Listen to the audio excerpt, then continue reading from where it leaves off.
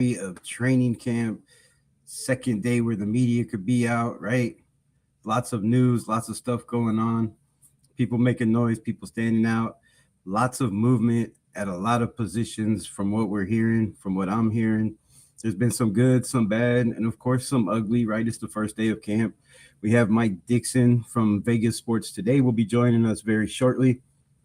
So y'all stay tuned, get ready, pull up for that. Get your questions in, and let's just get into it, right? Let's get into it. So, lots of news going on. Um, Robbie Leonard on the Kobe Dean says he loves his confidence, his leadership, and it feels good to have that in a Mike linebacker, right? He even said Nakobe Dean in practice today. Rob Leonard came up in the huddle, and let me make sure the words are right. Robbie, get out of my huddle. I got it. So Nakobe Dean telling the coach, right, get out of the huddle. I got it. I love this. I love this leadership. You know, some people will say, oh, isn't it disrespecting the coach? You know, I don't think Robbie Leonard took it as disrespect. I feel like from his quote right there that, you know, he loves the fire from Nakobe Dean. So shout out for Nakobe Dean taking charge, right? Because you're not going to have your coach out there in the huddle in the middle of plays, right? When bullets are flying, whether it's preseason, whether it's a joint practice, or whether it's, you know, games that count, right? NFL season. So you're going to have all those guys out there. So good to hear, right? Stepping up, taking charge. You want that in your leadership.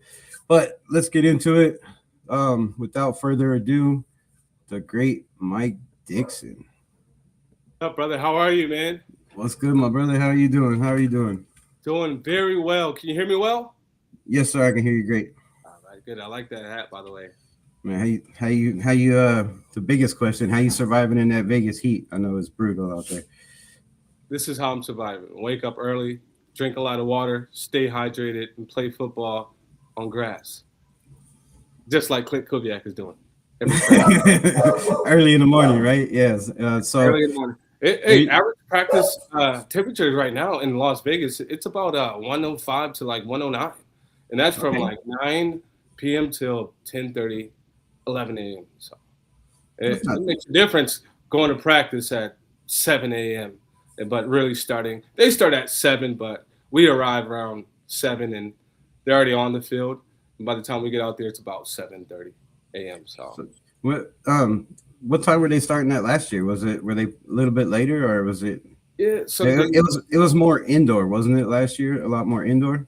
Yeah, I would say it was definitely balanced between indoor and outdoors with Pete Carroll.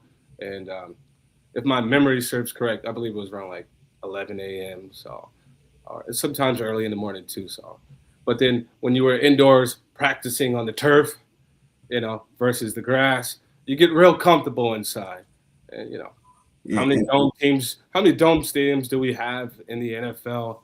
Probably like more than 12, I would say. But the Seahawks, where they come from, outside, on the grass. I lived in Seattle for a year, and I got to experience that time out in, I want to say 2022. But I would travel between Seattle and Las Vegas every month because I miss Vegas so much. You know, it's something like Max Crosby said, this is one of the greatest cities, you know, in the world, and I've been everywhere. And, you know, I'm just rambling now, man, just because it's good.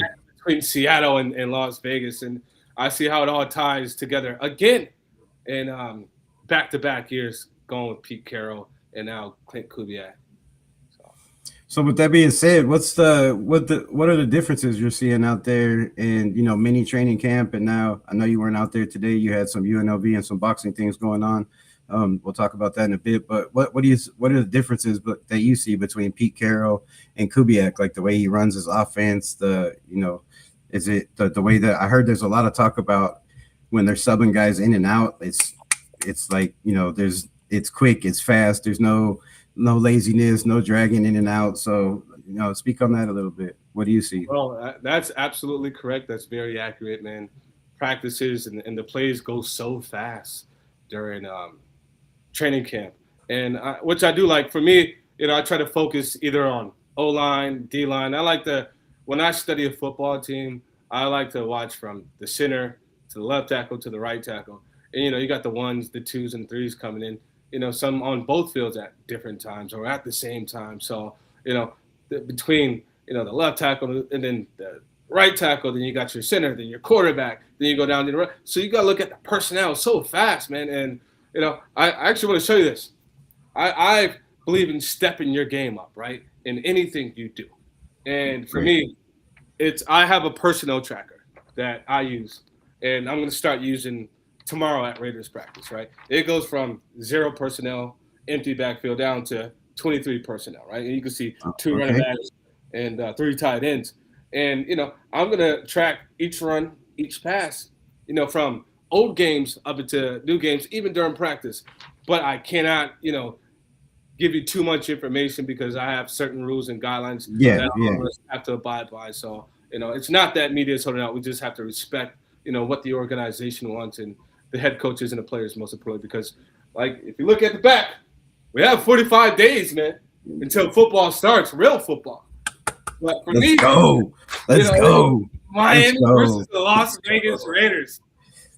Yeah, man. So I could talk football, man, all day with you.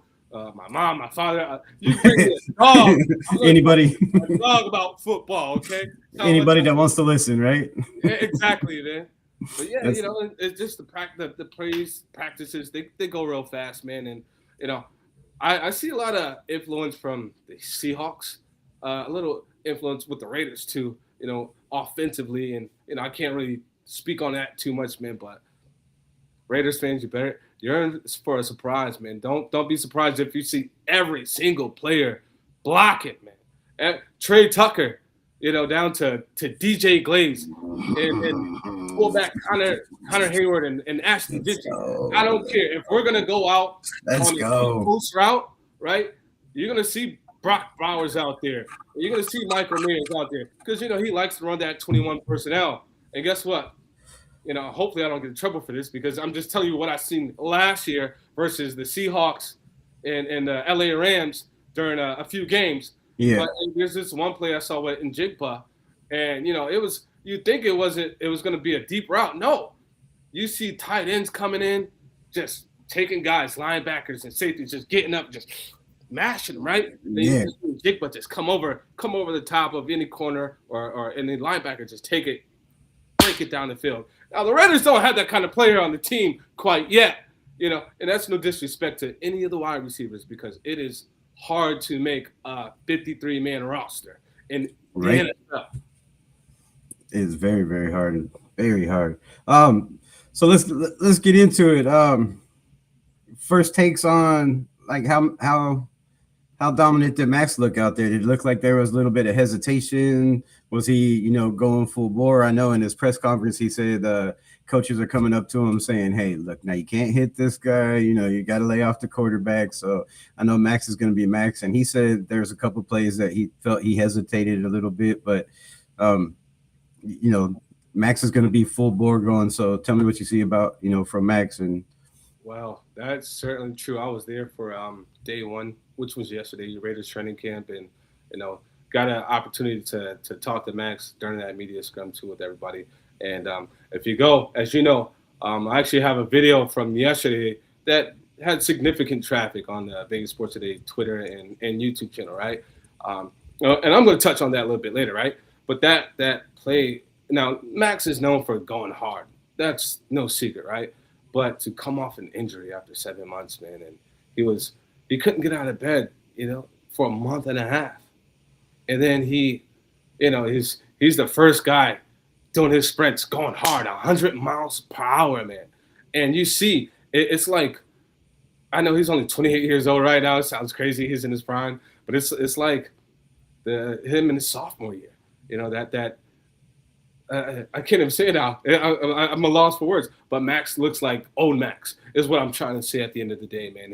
He got down hard, going from sprints, boom, boom. And then you can see that influence that he put on with Fernando Mendoza. And that's another video, right, where you see Mendoza just going hard in those sprints. But Max, man, let me tell you, bro, he did that with John Gruden. He even said that during the press conference. He was like, hey, man, even old coaches used to come up to me from Gruden to Josh McDaniels and You know, Antonio Pierce, even Pete Carroll, right? Hey, take it easy, man. Don't hurt the quarterback. Like, slow down. And then he said Kubiak said that in the Kubiak way, right? Which is all ball. Yeah, he's a rookie head coach, but he's like, hey, take it easy on my quarterbacks. And like, You can't do this. yeah, we don't want to hurt Kirk. We don't want to hurt Mendoza. The future is bright right now, and he needs time to develop. But Max, I want to talk about another thing, man. Like, there's a quote that I'm not sure if a lot of people picked up on this, man. If you go to Twitter or Instagram on Vegas Sports Today or my personal one, right? Max talks about his recovery, how he struggled, physically, mentally, and emotionally with a lot of things, and you know, for a guy who's experienced, he's very passionate about just playing football. He to sit in bed for a month and a half, you can't get out because your knees and your legs are so stiff, man, from the injury, and to crediting his support system, his wife, and the Raiders. Yeah, I want to say the recovery, how they go recover it in terms of like the swimming pool and massages, man, and obviously the pain medication, man. So, Max wears his heart on his sleeve, man. And I'm not trying to hype Max up too much, but this is a question that you truly focus on. That what I've noticed that most people didn't pick up on that story, man. And Yeah. I encourage you guys to go watch that because he was very emotional about that situation, and he's happy to be back as a Raider despite that trade not going down with the Baltimore Ravens. And he said, "Hey, I want to see Raiders fans fill up Allegiant Stadium in silver and black." You know, and we're not in control of that in terms of the fan base. I don't speak for the fan base, but I speak for what I see perspective every game over the last 6 years that I've been there. There's a lot of Chiefs, a lot of 49ers. So if you cannot, do not sell your tickets. Fill it up. Get that home crowd advantage because it will never happen to Oakland. Yes, it's Vegas. It's a destination travel location for anything. You got a lot going on here in the city, even including this boxing that we got going on. So, man, hey, fill up the stadium. That's on you guys. Right. If you got $500 laying around, go get those tickets. You heard the man. Fill up the stadium. Yes, sir. But Sorry, yeah. that's my dog right here, watching my back. If you guys hear my dog, Right? Hey, doing this job and keeping everybody protected. That's what they're there for, right? So yeah, Fernando Mendoza, and also, man, we're speaking to Mike Dixon. Y'all go over there, check him out. Vegas Sports Today. Y'all go check out everything you do. They do boxing. They do everything Vegas. The Aces, right? The Knights. The pretty much UNLV. They're covering everything over there. So if you're in the Vegas area or anywhere and you like Vegas sports, man, make sure you go over there, show some love, like the channel, putting out great content right now too. Big shout out to you, man, because you hold it down, man. The Rebel Raider, he's a passionate, intelligent, professional guy, man. And I'm gonna say this as well. You know how hard it takes for people to wake up and prepare something new every day, and he's dedicated about that. I'm not just saying that because I'm on the show, man. I see the passion in everything that he does, and I'm willing to work with everybody because content creators and media, and apparently in Raider Nation, there's a beef. I don't have a beef with anybody, Right. And all I say is I support good people, good content, man. I just want to cover this team. I want to cover everything in Las Vegas, and now my focus has really come down to, just Raiders, boxing, and UFC, and you'll see more me doing more lives with my man right here and other folks on our team, and you just might see me by myself, man. So, I'm grateful that you gave me an opportunity to come on with you, and I like what you do, and you don't need to hear this from me or anybody else, but you keep that shit up, bro. Excuse my language. Appreciate it, my brother. Appreciate it. So you talked about and if you do like him, real quick, I want y'all to drop $6 for the 2026 season, right? So we can continue to cover everything he wants to cover, games, and go anywhere he wants to get you guys the content, man, because it is news, it is entertainment, and he's providing you guys the service. And my bad, I just kind of jumped in and put some. No, you're good, man. I love the fans. I appreciate the hype and the love, man. It definitely means a lot, especially somebody in your position that does what you do. So, as long as people are noticing, right? That's what we're trying to do. You can't grow a community by yourself. It takes others to join. So, Yeah. yeah, we're growing slowly but surely, and that's Right. what we. So you talked about the offensive line, right? You like to go from the center out. We know there's a huge battle at the guard position. Um, Mainly the right position, right? Is it going to be JPJ? Is it going to be Caleb Rogers? I heard Jordan Meredith's now getting some reps with the guards today. So they're moving him up with the ones and seeing where he's at. Everybody on this channel knows how I feel about Jordan Meredith, right? If you're going, with experience, I think he's proven at guard, in 2024 when he played there a solid amount that he was the best guard on the team and he was the fifth best guard rated in the National Football League. So, being moved to center, I think has hurt him. But once they start seeing him at guard, I think that's going to help. But talk about what you've seen. Mostly, I hear Spencer Burford still getting most of the main snaps at the left guard position. So, how do you see that going? And is there anybody on the second and third teams that are showing out at the guard or tackle position? So, from in my opinion, from what I saw, right? First of all, let me just tell you how I like the line for me if I was Clint Kubiak or Rick Dennison, the O line coach, right? Obviously, it's a no brainer. We're taking Colt Miller at left tackle, right? Okay. And so far, from what I saw from the mini camps, and it's only day 2 right now, and the tape that I've watched on Spencer Burford, yes, he has concerns as a pass blocker. And I have to go double check that, but last I saw he was a damn good run blocker, right? And he's balanced. Kubiak with his offense, 50 runs, 50 passes, he's very down even. Then we got Tyler Lindenbaum, center, no brainer. Now for me, yes, competition is important at the right guard position. I mean, may the best man win. But from what I saw out of JPJ, I do want to see him at right guard and then close it out with DJ Glaze at right tackle. But we have 45 days until the season starts, right? We have 45 days to figure this out. It'll all reveal itself, as Kubiak says. Yep. You know what you've seen so far out of JPJ over the last couple of seasons, right? You need to put Caleb Rogers. You need to start him for well over 50 snaps during preseason games. And then you're like, all right, cool. And now how can you judge JPJ and Kubiak's system? Maybe you have to split the snaps right down the middle. But if I'm leaning towards anyone, like I said, my top 5, and guys, clip this if I'm right or I'm wrong, all right? I want Colt Miller left tackle.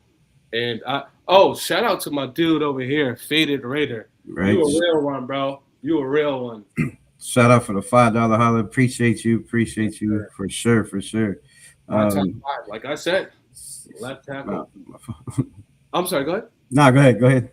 My top 5, left tackle, I'm taking Colt Miller. Then obviously we have Burford at left guard. Then I'm obviously Tyler Lindenbaum.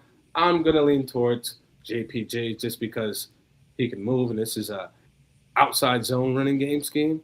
But I think Caleb Rogers did well. So if not, he'll end up in a backup position at the right guard position. My opinion, not report. Yeah. And then lastly, DJ Glaze at right tackle. That's how I see it playing out at the start of week 1 in the NFL. Yeah, I wouldn't be upset with that. The only thing that that worries me is the guy next to Spencer Burford when he was starting at San Francisco was graded a 98, right? And then your center is graded like in the 7. I think it was a 74. But his grade in passing is a 57 and a 61 in the run grade. But Jordan Meredith, when he was playing guard full time for the Raiders in 04, right, when AP was there, the guy was graded a 78 in the run and a 79 in the pass. To me, I just feel like that's a big difference. So, even athletic wise, they were running the same scheme back there because it was Chip Kelly's scheme running that West Coast, kind of that wide zone scheme back then too. So, you're onto something right there, brother. You're right. You are absolutely right. And there's a reason why they had him, as the backup center, and now they're starting to get looks at guards. Like they said, it's going to be a competition. Everybody's going to get snaps. So, I like the competition. But have you seen anything from from the the third round pick in Tristan Kuhn So or no, Trey Kuhn. it's So not that I have not seen anything from him. Like for example, okay, um, for me at a practice, right? And this is just one page, okay? These are all my notes, right? Then I got the 53. I got the 90 plus man roster, right? I'm going down everything. So for me, you know, he's got a lot of praise right now from the offensive coordinator, and Rick Dennison, but I have no comment on that right now. okay. Shout The out to my reason I guy. say guys is, I'm sorry, go ahead. No, shout out to my guy Navy Vet for gifting 5 memberships, helped growing the Raider Unleashed Militia. So shout out to all the people that got members. Welcome to the family. Protect the Shield, Greg Lira, Crystal Ball, a Dusty Oreo. That's a funny name. It's Cerebral. So appreciate y'all. Welcome to the Unleashed Militia. And shout out to my guy Navy Vet for helping us grow over here. Appreciate you, my guy. Yo, shout out to the Navy vet. Listen, I got nothing but love, man. And shout out to the Navy as well. Right? Yes, sir, that's right. Look, I do this because my stepfather is a Marine, right? And then Okay. my little brother is currently in the Army. Okay. I'm a mechanic E4, and my uncle was in the Air Force for, well over 15 years. He was Desert Storm 91, 92. Shout out to my boy Boulevard Barbecue, Steve Shearer. They will be inside Allegiant Stadium, section 128. Okay. He was a medic right there, so I have nothing but love, man, for the nation. And most importantly, don't forget, look this up, guys. The Raiders, that represents the United States Marine Corps, right? It's like one of the personalities of the USMC. But L. Davis was also a Marine right there. Go look that up, man. That's where the nation comes from. So shout out Raiders, man. That's where that rebel attitude comes from for Al Davis. So Arnie Garza got a question. He says, "Who is the most athletic guard? JPJ, Burford, Meredith, Rogers, or Trey Zoon?" Whoosh. Good question, man. I am sorry, guys. I missed practice today. I would have put more emphasis on this O line, but if I would say athletic off the top of my head in this scheme, I'm gonna give it to. I can't go against Rogers and I can't go against Burford, man. Although he appears to be, a little stiff in the hips, right? When it comes to pass blocking. But, I talked to a former running back, Ronnie Brown with the Dolphins down at the NBA Summer League just a couple weeks ago, man. And, he told me the way O-lines work with the running backs, and obviously there's going to be a big emphasis and focus on the running game here with Kubiak, although that was said about Pete Carroll last year, but let's focus on Kubiak, right? Ronnie Brown said, the most important trait for Ashton Genty to have entering year 2 is patience and vision, and he has to learn to wait till the holes open up, and, whether he goes outside to left tackle with Colt Miller. And I expect to see a lot of runs, to the left, and that's why that left guard position is so important. And and I have to actually go back and look at Ashton Genty's tape from last year and see where he likes to go, man. But to have an athletic guard to help get down to the second level and third level for blocking, so he can break one big, man.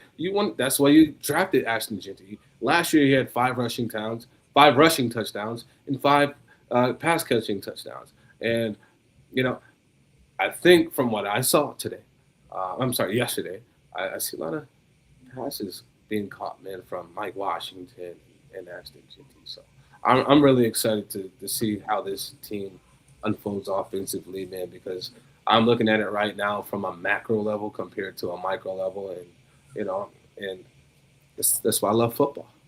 So I heard today Ashton Genty broke one for a touchdown. I don't have confirmation. I'm waiting.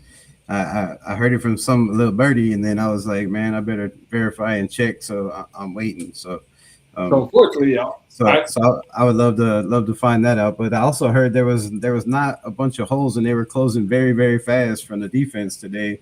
And that's why they were kind of moving guys around and switching it up. So let's see what I was gonna say. That's one thing I like about this. Again, sorry guys, I missed Raiders practice today because UNLV football. I was watching the quarterbacks. Go watch that, and I just got through covering the press conference with Roach versus Zeppapeter Jr. for Golden Boy. This fight is August 1st on Saturday. I'm looking to a great matchup. There's a young Las Vegas kid by the name of Dylan Capetillo, who is currently 2-0 with one knockout, going against Juan Porcelli. That's a fight you need to watch out for. Kid's a star in the making. And then, other boxing news. And I'm getting back to football with this. Don't worry. Other boxing news I've seen come across is Teofimo Lopez having an issue with an open envelope with the WBO for a purse bid around $2.5 million. So that's something, that's really major news. And, that's with the old school promoter he used to work with in Top Rank and Bob Arum, and that's supposed to be going against Devin Haney. And, I'm not reporting this as factual information, but, he did lose this, and I'm going to look into that now. So big shout out to Raider Nation. And I wish I was there for Ashton Ginty, because I got video yesterday with the D-line, and I have like Adam Butler, Malcolm Kuntz, Quay Walker, and, different positions, obviously along with Max Crosby. And you can see that Rob Leonard, and this goes back to your point, okay, that the O-line was kind of getting closed down with like small gaps and small tight holes, because that D-line, man, it's really, and that defense honestly is 3-4-4-3. It's very versatile. So the way that they can switch out players, I think that's very important, because you don't want to have your best player, potentially getting injured. Yeah. You have that hockey line, you just mix it up, man, and it's good to see that. I know it's only shorts. There's nothing to get hyped up. Wait till we get to day 4, day 5, when the pads come on. And was that Monday, right? Oh, yes. So Monday? Yes, we're looking forward to it. Monday is according to my schedule. So speaking of, we were talking about the line drills. You posted a video. Y'all go check out the video and give me your take. But our own Kurt Cochains seems to have gone viral for your video of how slow he is running on the the 5 back, 10 back, 10, 5, 10, 15, I don't know what y'all call it, but that's what we call it, 5, 10, 15. But on those line drills, because he was like, everybody else was done and he was still trying to get to the 15 and had to come all the way back. And yeah, so what have you seen from Fernando Mendoza? Now, just your opinion, right? Does he look like, a future franchise quarterback, or is it clearly still some development? He said it himself in the press conference today. He's not fully know the playbook, right? There's a lot that he's still trying to go with. He said, he's still trying to, a lot of reports said that he looks fine when he's in the gun, but when he's under center, there's still a little bit to learn there. But what have you seen? What have you seen from Mendoza, right? Is it still like a big development, or is he shown signs from, the first couple of days of mini camp to take in today? Because, there were reports today that, who was it? Andrew Janocko said he loves the way he's taken over the huddle. Seems like he's much more comfortable than he was, the last 6 weeks or whatever. So what have you seen from Mendoza in your time out there? Definitely agree with Janocko, man. You can see that he has a strong command of the huddle and the offense. And I won't say the offense, but, just getting the guys together, breaking out the huddle and getting down, to the line. But, guys, let me remind you, right? This is a new job for Fernando Mendoza. He just got hired in April, right? And you only get limited hours inside of a headquarters for, according to the NFL and NFLPA, like you get a couple hours to study, in the training room. You get a couple hours to study in the classroom. You get a couple hours to get out on the field. So, and that's why they have to stay together on their own time to study that playbook. And then, when he first got drafted before rookie minicamp, think about this. His effort, his mindset, his mentality. He had the rookie class and the Trey Zone, I believe, or another center doing snaps, practicing under center, right? In the hotel when they got drafted. So you got to give a guy a chance to develop. And I'm not making excuses for this guy or anybody else. Like you don't when you buy when you date a beautiful girl, right? You're not gonna immediately take her out to, a dive bar. You want to take her at least to a nice 3-star, maybe 4-star, depending on how right, Right. how great she looks, how good she treats you, right? So I have the same kind of concept. Like, you don't want to rush things too fast. If she could potentially be the one for you, and if your quarterback is the one for you, take it easy, man. Let him learn the game first mentally. You know, there's 55 to 65 plays Right. during the start of training camp or OTAs that these guys have to have down pack, right? From first and short, second down, second and short, second and long, third and down, red zone, then goal line opportunities, mind you. And then they're going to switch things up. And we have formations. We have so many different things that you have to learn. And then when you have all your terminology down, right? What's next? You get the call. Yep. You're upstairs in the booth. All right, Z right, flat, X, Y, Z, blah, blah, blah. Right? Now you got maybe less than 25 seconds to communicate that at the line to your teammates, right? You go out here, all right, pre-snap reads. All right, I see this. Mike, protection, right? Then boom, oh, I see a Mike there. Now you got to adjust the line. Cosmo, Bellagio, whatever word they decide to make up, right? Bro, that's a lot going down at every play. So honestly, Agreed. do you really want Fernando Mendoza to start right now? Yeah, that's what I mean. That's what I've been saying. If the kid is clearly the better quarterback and he's making the decisions and he's calling checks into a audible to a run game or the hot routes like he said today. I'm still learning the defense, the defenses, the disguise when they turn my back to the defense, right? I got to know my hot routes. I got to know my audibles. I got to be able to check into the right audible. You can't just check into any audible, right? You can't just say, I don't like this play. Let's go with whatever one I could think of off the top of my head, right? No, you have to know what the defense is in, right? If they're in cover 4, or if they're in cover 1, right? If they're running zone, you have to know what they are. You have to know where the mic is. You have to know where to send your protection before you can change the play. And that takes time, right? You have to learn all that. And I think a lot of people are overlooking the fact just because, a lot of first round picks or number 1 overall picks, start right away. Some of them start week 3, some of them start whenever.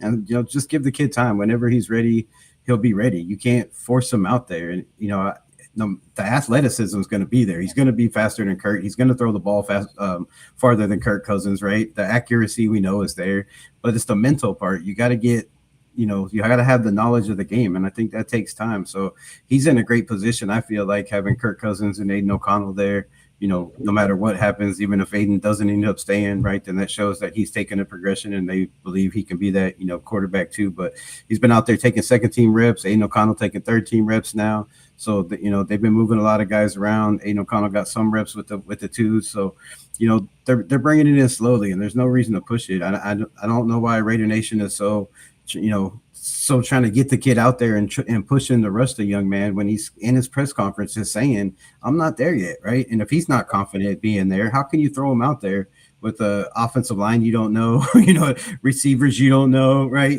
You just can't do that. So Yeah, guys, listen, and I want to go back to what you said because you said about Kirk Cousins, right? Kirk Cousins.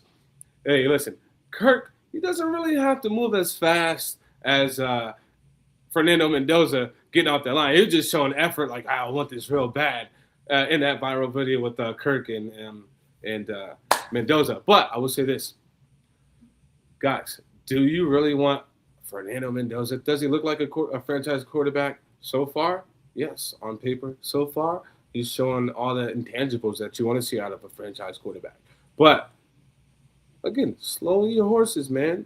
Do you want to see Fernando Mendoza go up against Aaron Donald and everybody else on that line? Do you want to see him go against that Seahawks and potentially get hurt or injured? We don't play scared, right? We just want to play smart.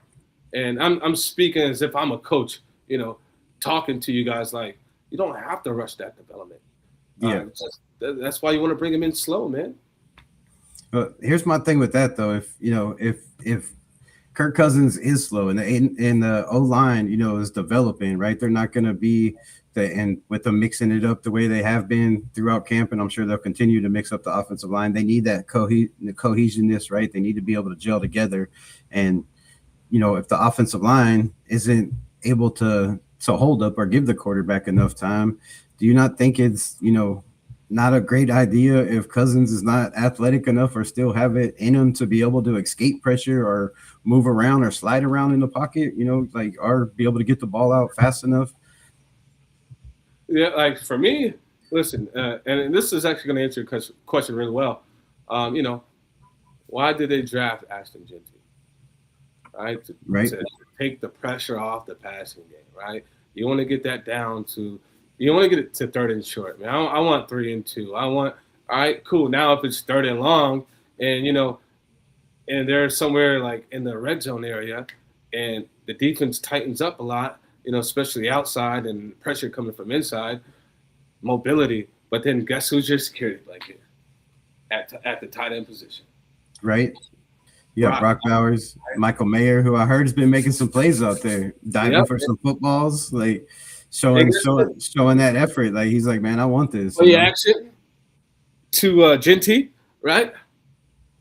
And then you roll out Kirk Cousins, and then wherever you send your wideouts to, but long as Mr. Reliable, ranked number 1 in the NFL, by the way, at tight end position, Brock Bowers. You just want to toss that ball up, and let Brock do Brock things. He's all football. Right. He's athletic. Just give Brock the ball. Just give Brock the ball. Give Brock the ball. And that's what you got that veteran for.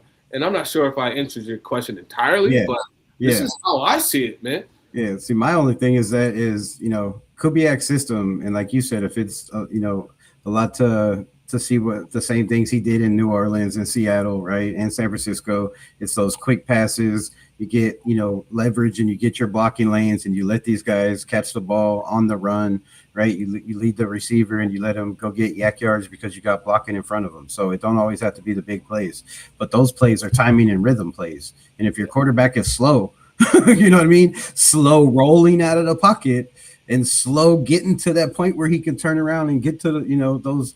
It all looks great now in booty shorts and a helmet, right? But if he's really that slow, now he could have just been hot out there and been like, I'm a veteran. I don't have to run these drills like everybody else is. But I mean, it was ridiculously slow. And so when you're looking at that, to me, that just, that leaves me questions, because if it's a lot of bootlegs, play action, you're asked to do a lot of rollouts, and those rollouts are timing and rhythm plays of where your guy's going to start his break and where he's going to make his cut. And if you're not, if you're not on time, then those plays are, bad plays. Bad plays.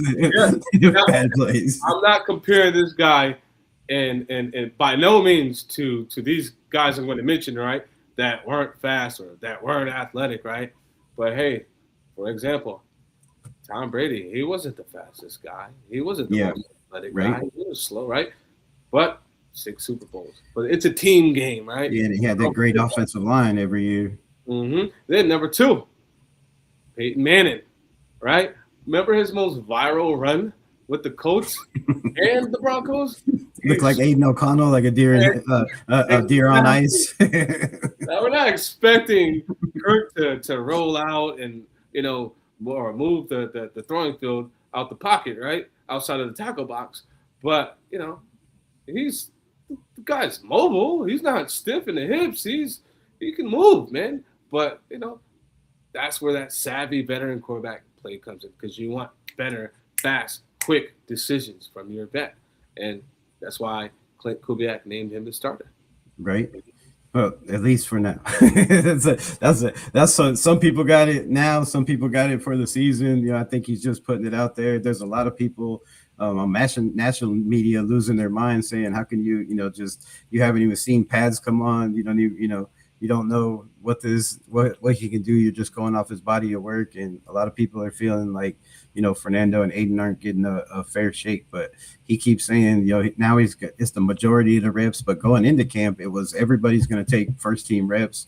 to see where everybody stands? Do you think he just named the quarterback to stop being asked all those questions? Because we talked about it yesterday. He doesn't look comfortable in the media and the pressers. It feels like he just wants to answer the question as fast as possible and move on so he can get out of there. So you think maybe he's just naming that, or is that the guy going into the season? Because Well, like I said, we I haven't would really like to seen quote anything yet.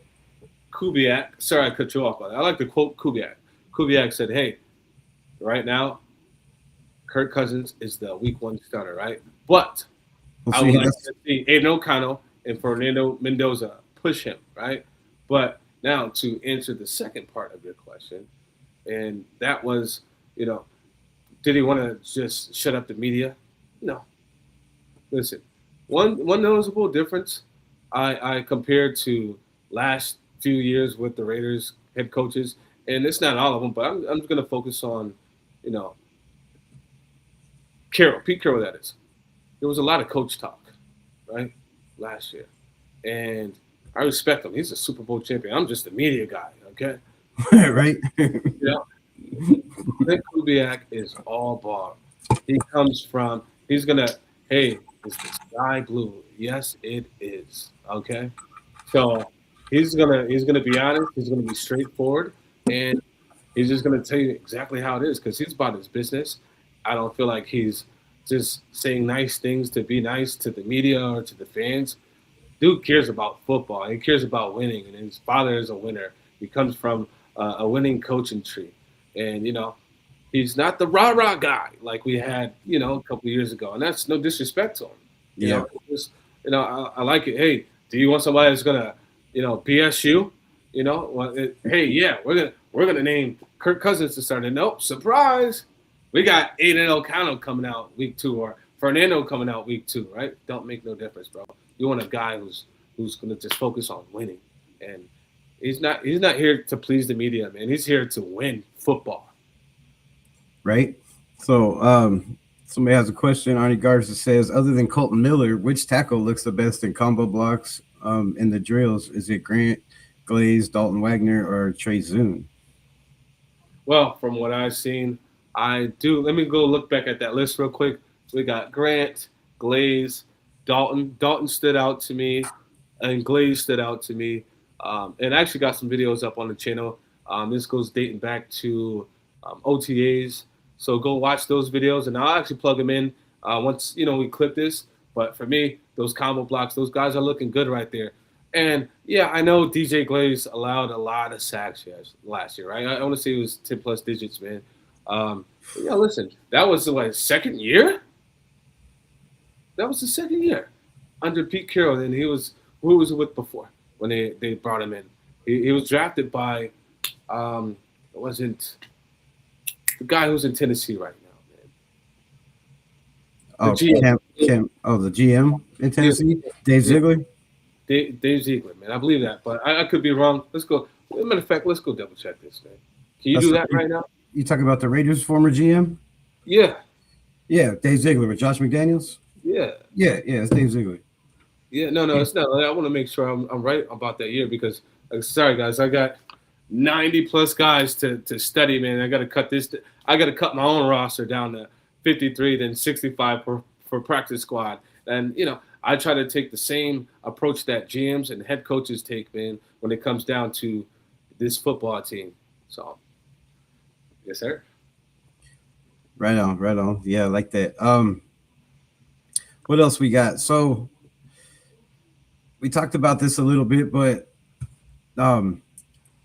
former wide receiver that played with the Raiders, played with Rich Gannon, Ryan Hogue, been out there at practice. He comes on the Jesse Merrick show, right? He said that he didn't feel no energy out there yesterday. So you were out there yesterday. He said other than Kirk Cousins screaming here and there when he made some plays or whatever, he didn't really hear. There wasn't anybody that really stood out. It didn't look like the effort was all there. Like there was no intense for first day of practice. And I don't know. I'm sure back in the day, when he was in the NFL, that was a little bit different. You could play a little harder. You could hit a little harder. You probably had more padded practices back then. So I'm sure he's probably just expecting a little bit more. But what did you see from the energy compared to previous cultures in camp, like AP and rolling around in balls with with Pete Carroll.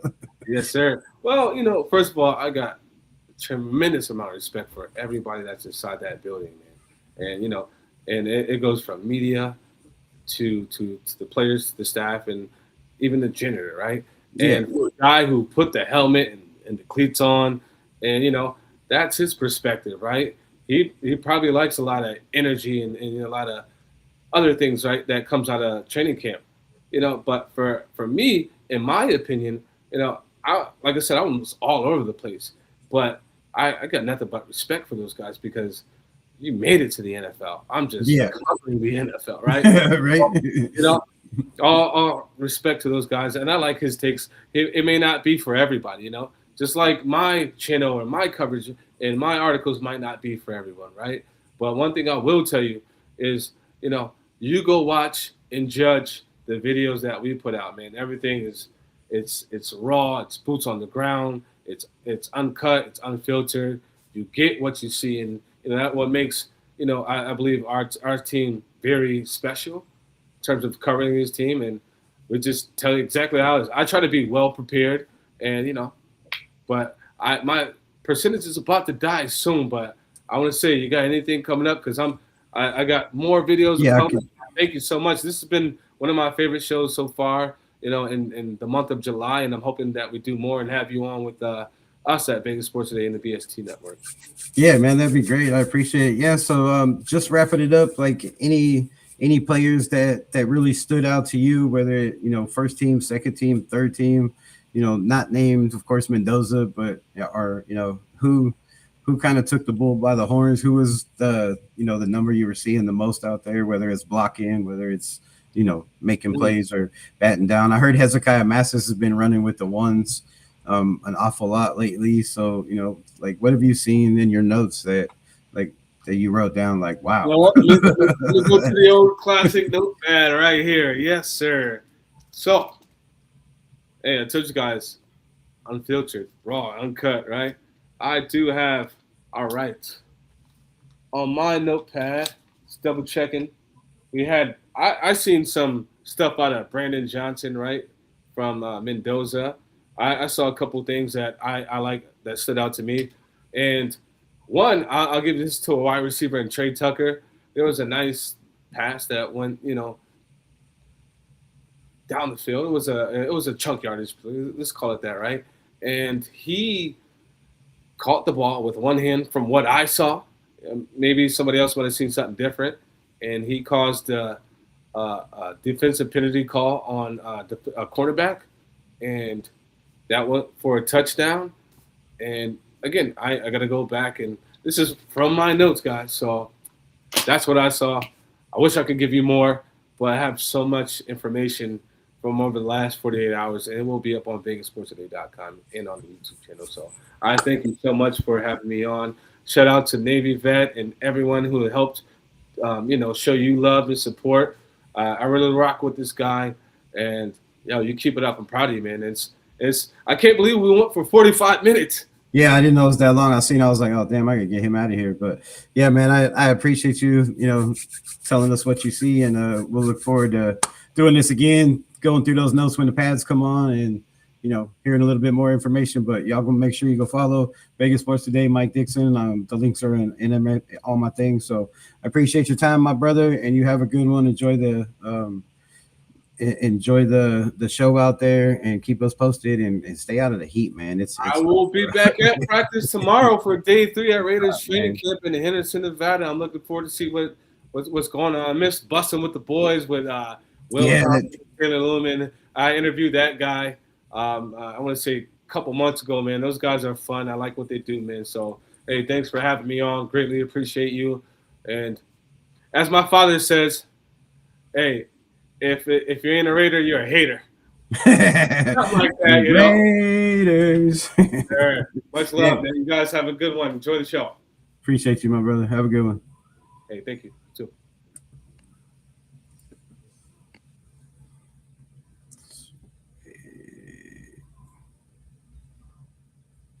All right, man. So there you have it. There you have it, right? Fernando out there doing his thing. Offensive line, Spencer Burford, in his opinion, seems to be that guy that's taking the bull by the horns out there. You know, we will see when the pads come on. Right? So shout out to my guy Mike Dixon coming in, telling us everything, you know, what he feels, seeing his side of it. Appreciate everybody in the building that showed love. We'll be on for a little bit more. Um, but then let's get to the chat. We got more to talk about. There's some other things I'll both through you guys. Combo blocks, congrats. What we got? Shout out to my guy Raider Paul, Navy vet in the building. I see y'all. I see y'all. Chris Rule. I don't see you. Raiders. All right. I think we caught up in the chat. All right, man. So yeah. Let's get to it. So what we have here is, like I was talking about earlier, right? Mendoza looked very solid in his reps today. He's adjusting very well to the pro level in Kubiak's scheme, showing poise, command, and comfort.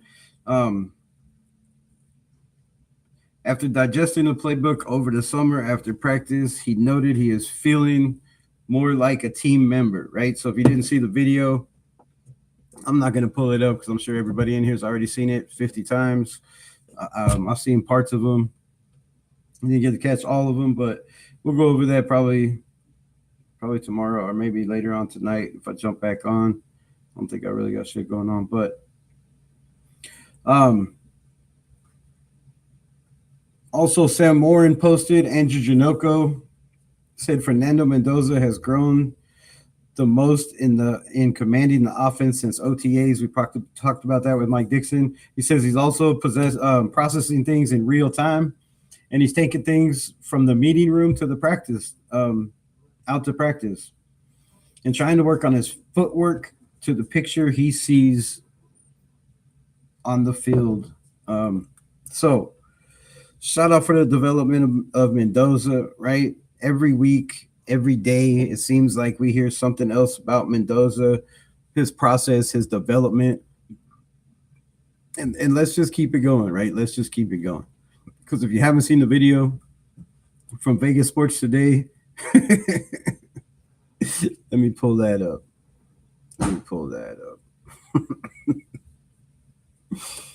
Yeah. I mean, I love everybody on this team, but I keep it real. My real opinion, right? It may not be real to y'all. It might be harsh to some of y'all. I don't know how y'all feel about it, but man, let's see. Look to the marks. Look to the marks. All right, who put this out?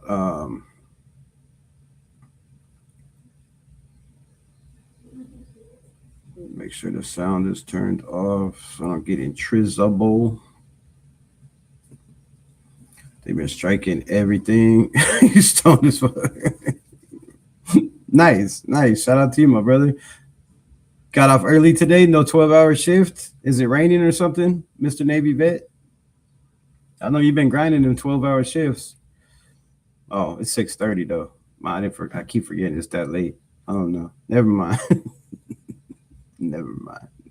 Anyways, let me pull this damn video up. What is this? Raiders Camp Live? No, that's not what I wanted.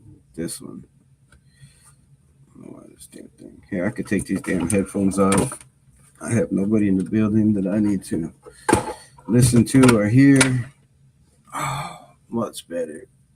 My poor ears. All right, so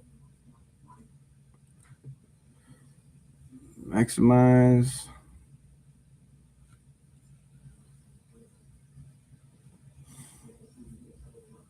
And let's play the video. Where's that video at? All right, so this is Mr. Cousins and some line drills, right? Let's peep it. Oh. Oh.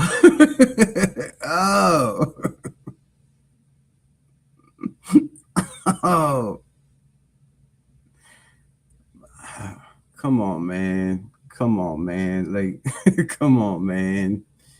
Come on, man. You're in the opposite direction. You're doing waves. Now, I know you don't have to be that fast, but in a Clint Kubiak system, you're gonna have to run. They run a lot of bootlegs, a lot of RPO, a lot of play action. You're gonna have to roll out and be on time. And man, if that's all you got, we are in trouble. Trouble. Trouble, bro.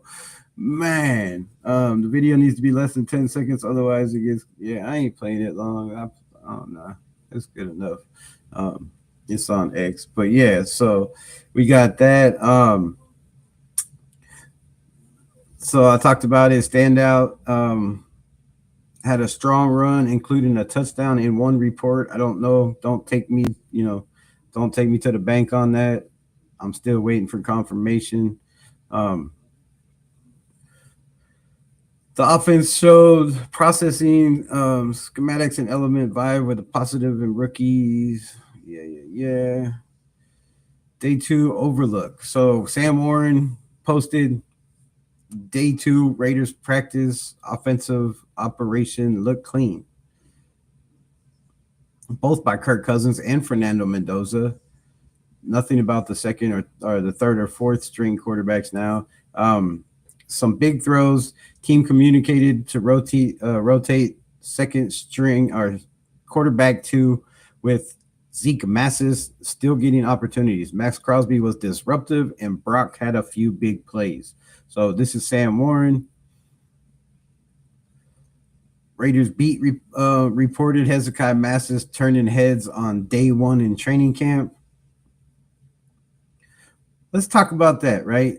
Let's talk about that. How do y'all feel about Hezekiah Massis, right? This dude is out there already passing Darian Porter, and I've talked about it on the channel before. I'm a huge Darian Porter fan.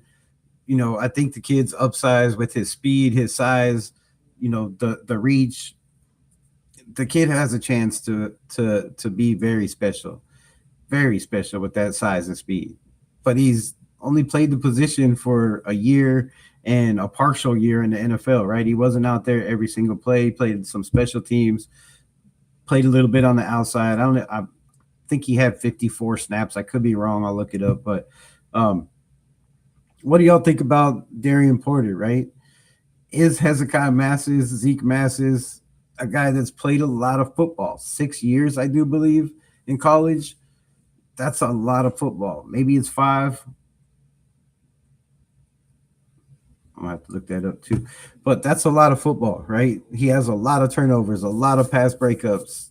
He's a damn good tackler, which Darian Porter was solid in tackling, but it wasn't nothing special, right? It wasn't great. He wasn't out there, you know, blowing people up where you're like, oh, damn, right? Nothing big like that, just some normal, decent tackling, right? But Hezekiah Massis, man, we've talked about it.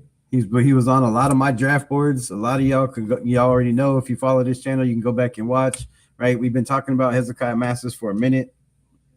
A lot of the offseason, became a Raider, and the kid is. Appreciate you, my brother. Shout out Mike Dixon for showing up. And the kid is making noise, right? The young man from Cal is out there. He's doing his thing. He's taking first team reps. While you have a guy that was drafted a round before him in Jermod McCoy, who is taking second and third team reps from reports that I got today. Right now, I know they're taking it slow with him, and he's not going to be out there all the time. But that says a lot to me from Hezekiah Massis. That means you're already out there showing out over a guy that, you know, was projected to be a first-round pick in Jermod McCoy. And again, y'all make sure y'all go follow Vegas Sports Today and Mike Dixon. Always putting out great content, information, right? Videos so you can see what they see, not everything they see, because they can't be putting out the 11 on 11s and stuff like that because people will steal it. But shout out to you again, my brother. But yeah, Zeke Massis doing his thing out there. Rebel, what are you most looking forward to seeing in the first season game? The first season game, I'd be happy if we just go out there, don't make a lot of mistakes, right? Look like they know the playbook, like the starters know what they're doing, because most of these starters or been starters from other teams. We're not going to have a lot of rookies on the offense, right? Doesn't seem like Fernando Mendoza's playing. So there's not going to be a lot of rookie starters or even a lot of rookie out there. Maybe Malik Benson gets, some burn with the first team, but they're going to be a lot of vets. So I don't want to see a lot of mistakes. I want to see guys that are showing that they, in the offseason, they were in their playbook when they're getting their plays over their iPad, the day after practice, that they're in there studying their plays, that they know they're 111, they can do their job and not hurt this team. I want to see physicality from the defense, right? I want to see guys flying around like Robbie Leonard said, right? No thinking. I don't want guys out there thinking and hesitating or backpedaling, right? Go forward. This is a forward game. Offense goes forward, defense goes forward. The only time you should be going backwards if you're covering a guy one-on-one. The rest of you guys should be going forward, man. Should be going forward. So I want to see some physicality. I want to see some thumping, some turnovers in the first game would be nice. Some in preseason would be nice because we know they come in bunches, right? If you get one early, it seems to fire up the rest of the team. And, without turnovers, you just don't win a lot of games. I believe that's 80% of teams that win the turnover battle, 80% of the time win the game, right? So if you're the team that's creating the most turnovers, getting the most, stops on third or fourth down, you're usually the team that wins the football game. So that's what I want to see. Consistency, right? Guys look like they're playing together. A quarterback that can actually run the offense and is, not hurting the timing and the rhythm plays with his elderly age. Which he's younger than me. He's not elder, but you know what I mean? 37, 38, 39, whatever he is, it changes every day. Somebody has a new thing. So that's what I want to see, man. I just want to see a team that goes out there and competes. And I would love to see him dominate Miami, but man, they got a damn good quarterback over there. And they're building something over there too, like we're trying to build over here. And every team's trying to do the same thing, win games and get better. So their roster compared to ours, man, I don't know. But I want to see a victory for one. That would be nice. That would be nice. Let's end with a victory, but let's start with not turning the ball over, not making mistakes that hurt your team, not getting pass interference or, late hit penalties or stupid stuff that's going to cause your team to go backwards. And whatever the outcome is, I'm good with, man. It's game one. How many drives will first team play first preseason game? To second or third game? Non-4.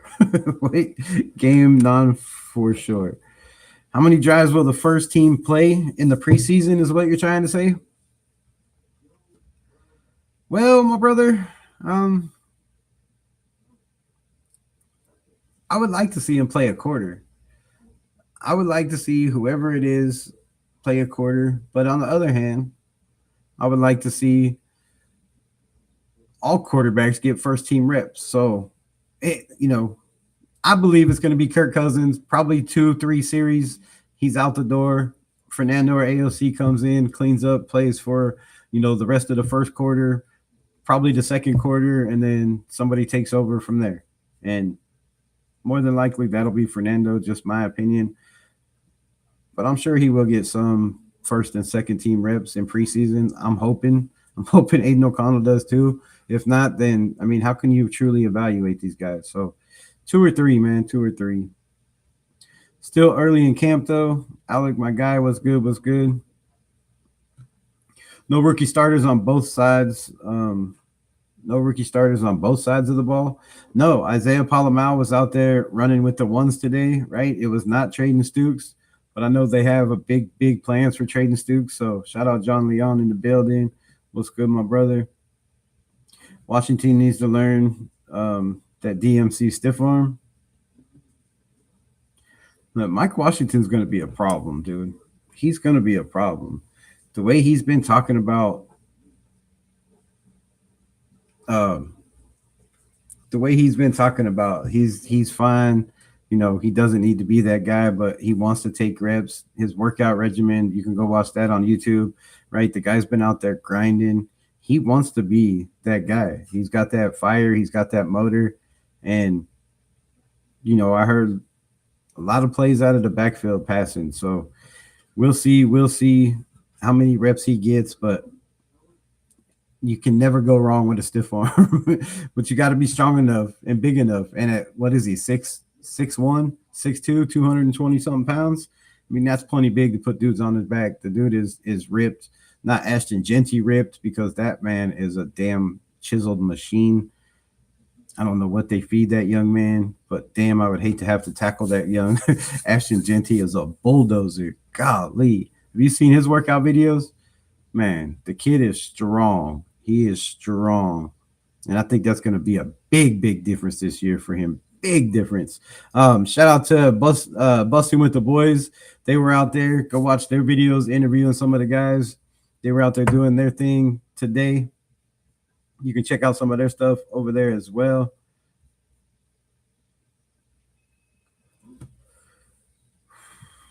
And then we have this, man. And then we have this. And I got to pull this up because this is hilarious, bro. This is funny shits. It's a funny shits, bro. All right. So we have Fox Sports Radio. And this is at Mr. Ben Mahler. He says, so it turns out that Las Vegas did not get, as we anticipated, a true number one pick in the 2026 NFL draft. They did not.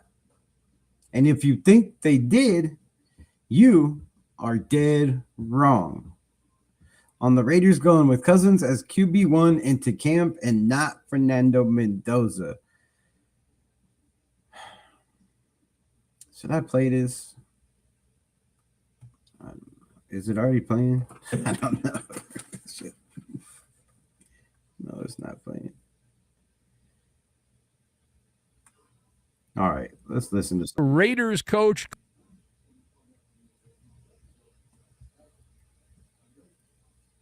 The announcement, he made it official. The Raiders have named Kirk Cousins as their QB number one. I don't know if y'all can hear it, but anyways, go over there and check it out, man. Fox Sports Radio. I don't know what's going on. I'm not in the mood to sit here and mess with this. I don't know why it's not working.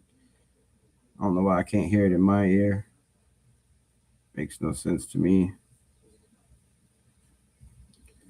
Try one more time. What have they done? Despite being the number. I don't know. But anyways, yeah, it's hilarious. I don't want to say what he has to say because I don't want to, I don't want to quote the dude, misquote the man. But funny stuff. Go over there and check it out. It's on X. It's about 2 minutes and 53 seconds long. And basically, he's kind of has a little truth to some of it, in my opinion, right? There's a little truth to some of it, in my opinion.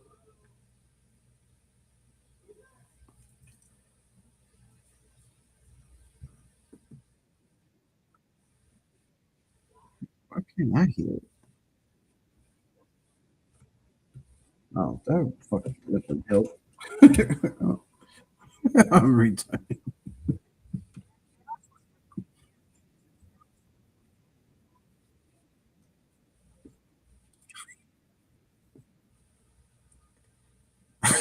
So y'all could hear it. Could y'all hear it? Let me know. Video hates the Raiders and Mendoza clickbait. Oh, you could hear it? All right. Is it too loud? Let me know. I couldn't hear it. I didn't have my headphones plugged in. So yes, we can hear it before, but not now. Well, I'm not playing it. So so give me a chance to put it back up. Come on, man. What's going on here? Share the damn screen. killing me here. All right, share. I don't know what's going on, bro, but the Jesus clipboard Jesus. That's funny shit. All right, let me know if y'all can hear it. Let's rock. Kubiak has dotted the I's and crossed the T's. The announcement, he made it official. The Raiders have named Kirk Cousins as their QB number 1. Wow, that is unbelievably embarrassing. I mean, my God. Just when you thought the Raiders couldn't get any more embarrassing, here we are, boys. This is so good. If you're a Raider hater, holy crap. I mean, my God, what have they done? What have they done? Despite being the number 1 overall pick in the draft, Fernando Mendoza is backup boy, is what he is. All right, so question. What is the message? What's the message the Raiders are sending by handing the keys to the franchise to Kirk Cousins over Fernando Mendoza? All right, so it turns out that Las Vegas did not. All right. So you hear this nonsense so far, right? He's acting like Kirk Cousins has never been Kirk Cousins, which I've been acting like that too, right? Coming off the injury, I'm worried. 18 and 17, you know, the first year off the injury, you're going to get that, right? You're going to get that. You're going to struggle. But the second year, you know, benched by Michael Penix. Is Michael Penix better than Fernando Mendoza? Let me know in the comments. 14 people in here. Let me know in the comments. Do you feel like Michael Penix drafted what was he, eighth or something? Eighth overall in the first round is better than Fernando Mendoza? Has his body of work, did he have a better college career than Fernando Mendoza? Let me know. How do you feel about that? Because Michael Penix beat out Kirk Cousins. He didn't seem to have a problem. Yet, as we anticipated, a true number 1 pick in the 2026 NFL draft. They did not. And if you think they did, you're wrong. You're supposed to draft the number 1 pick who is your North Star, not a Minnesota North Star. They don't exist anymore. They moved to Texas. They're now just the Stars. But you're not supposed to get clipboard Jesus on the sidelines walking around or sitting on the bench getting hemorrhoids here. So elite, and tell me if I'm wrong on this, elite first overall picks. If you're the top pick in the draft, if you're supposed to be a plug-and-play guy. Is that correct? Okay, you agree. Thank you for agreeing. Thank you for that. I do appreciate your agreeing. Think of it like Betty Crocker instant mashed potatoes. Just add water and you have mashed potatoes. That is what the top pick in the draft is supposed to be coming in as a quarterback. But in Vegas, in Lost Wages, Nevada, they think Mendoza is a Church of Latter-day Saints plug-and-pray quarterback, and they don't want... Church of Latter-day Saints plug-and-pray quarterback. Is what he's saying have any truth? There's a lot of Raider Nation and a lot of national media and a lot of football fans in general, just NFL fans, that believe if you pick a quarterback number 1 overall, this man should be taking first team reps right away and showing that he can start, whether he start him week 1, week 3, week 5, week 7, right? Is there a problem with him not knowing the playbook already? I don't know how advanced other players, first round picks, Caleb Williams, right? Who else is out there? CJ Stroud was second, but who the hell was in front of him? But y'all know what I mean, right? First overall picks. You have guys drafted second and third, like Jaden Daniels, who came in and hit the ground running, right? Now, a lot of these teams, let me hide this real quick. Right now, a lot of these teams, they have the option where you can dumb down your playbook, right? By dumb down your playbook, I mean you find 10 or 15 of your best top plays, right? And then maybe 40% of your playbook, and you run with that. You feed the kid 40% of your playbook. You start the season with that. And as the season goes on and he has a chance after practices and on a plane and, after games and on a plane ride back to get more involved in understanding the playbook, then you feed him more of the playbook, right? But by doing that, most of these teams end up 6-11, 4-13, right? A lot of these teams end up with losing records starting their rookie off the bat. And this is what Tom Brady has been complaining and talking about over and over and over again, right? Putting these guys out there when they're not ready. Fernando Mendoza, we talked about it earlier in his press conference, says, I'm not ready. I'm not ready. Please don't force me to go out there, which is why I believe they keep Aiden O'Connell for at least a while, right? Maybe 2-3 games. But if he's not ready now, man, you have a month and 45 days, he said, but it's less than that till preseason. Your first preseason game is August 13th. You don't have a lot of time. And if you don't know the playbook, but there's other players that know the playbook, right? Players that are now third string are knowing the playbook. That could be a little bit of a problem. We hear about the intelligence of Fernando Mendoza. I would think learning the playbook would be the last problem he would have, right? Not knowing all of the playbook. And I'm sure they haven't fed him all of the playbook yet. I'm sure they're probably only about 40-50% in mini camps and, doing installs. But they do installs by sending the plays on your notebook, right? This is this half of the plays, all right? Here's 15 plays. Learn these because this is what we're going to be doing tomorrow. Here's another 10, 15, 20 plays. This is what we're going to be doing the next day, right? Do they have time to go over all those plays in an hour and a half? Probably not. So it's probably a lot less to maybe 4 or 5, in my opinion. So he has a point, though. You have a point. When you're drafting a guy number 1, you're expected to be that guy. You're expected to be ready to plug and play. What a lot of people are overlooking is the Raiders don't need him to be that guy. It's great if he is, and I'm sure by the time the season starts that he could be, right? They could throw him out there because if the pocket does break down, I feel a lot more confident in Mendoza trying to make a first down, running or rolling out of the pocket or picking up, a couple yards with his legs than Kirk Cousins or Aiden O'Connell, right? I feel better with Jacob Clark doing that than either one of those guys. So I don't know, but let's listen to the rest.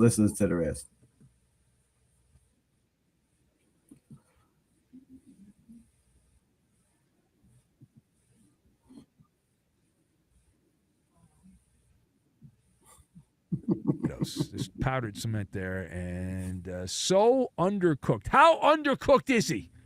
You can still, if you listen closely, you can kind of hear him like mooing a little bit.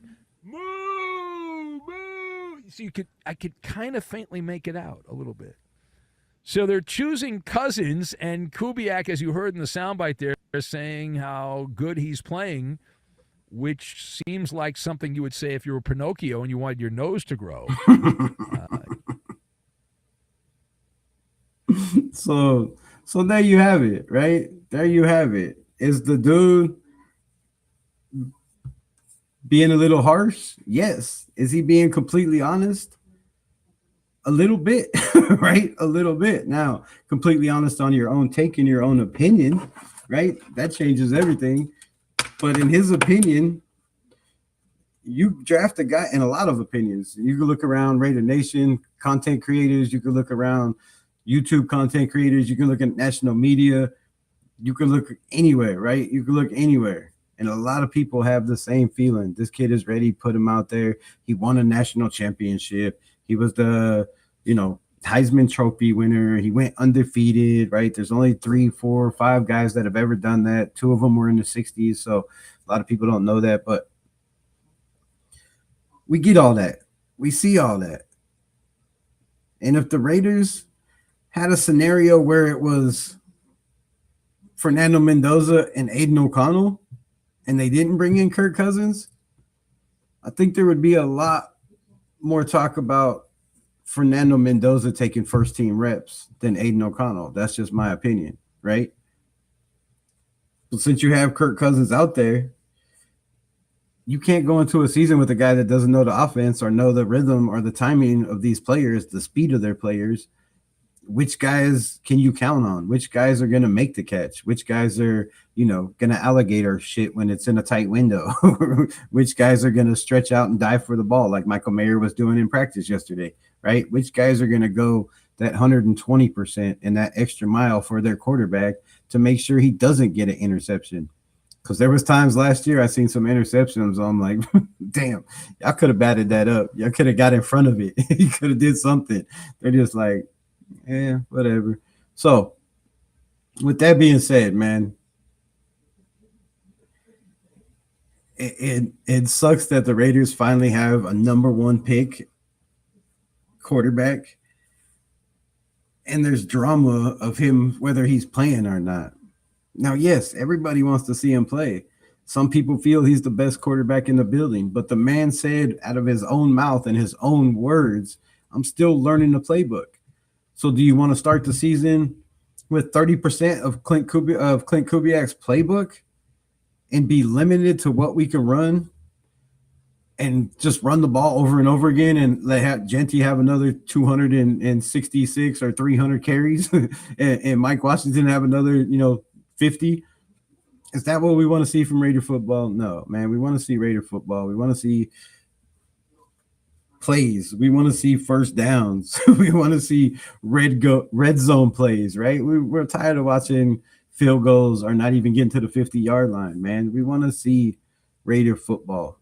And if Fernando Mendoza, damn it, is the best player for that, then I'm not opposed to putting him out there. Throw him out there, right? If Aiden gives you the best chance for that, throw him out there. If it's Kirk Cousins, we're all going to root for him. But looking at that video of Kirk Cousins, if that doesn't scare you going into the season, he's not outrunning a defensive tackle. This dude's not outrunning a nose tackle, right? You could bring in Lackey Tassie at the zero tech, and if he gets by the center, Kirk Cousins is toast. Lackey Tassie's chasing him down. So that's, I don't know. That worries me. And I don't know how it worries Raider Nation, because I've been doing this content in December will be 3 years, right? And I've heard it all. I've seen it all. I've had, 10s, 20s of guests or whatever on the show. And I've always heard the same thing over and over and over and over again. We need a quarterback that can make plays with his legs. We need a quarterback that can run for first downs. We need a quarterback that can run back and forth from sideline to sideline and make a play, which is why they wanted JD5, which is why they wanted Shador Sanders, a lot of them, not all of y'all, but a lot of y'all, right? And now we're like, oh, but Kirk Cousins doesn't need to be fast. We have an offensive line that everybody's complained about for the last 3 years. This offensive line ain't going to turn around overnight. It's going to take some time, and maybe day one, right, they're okay. But right now, the Raiders, the only thing they've named is Kirk Cousins, the starter, who hasn't even put on pads.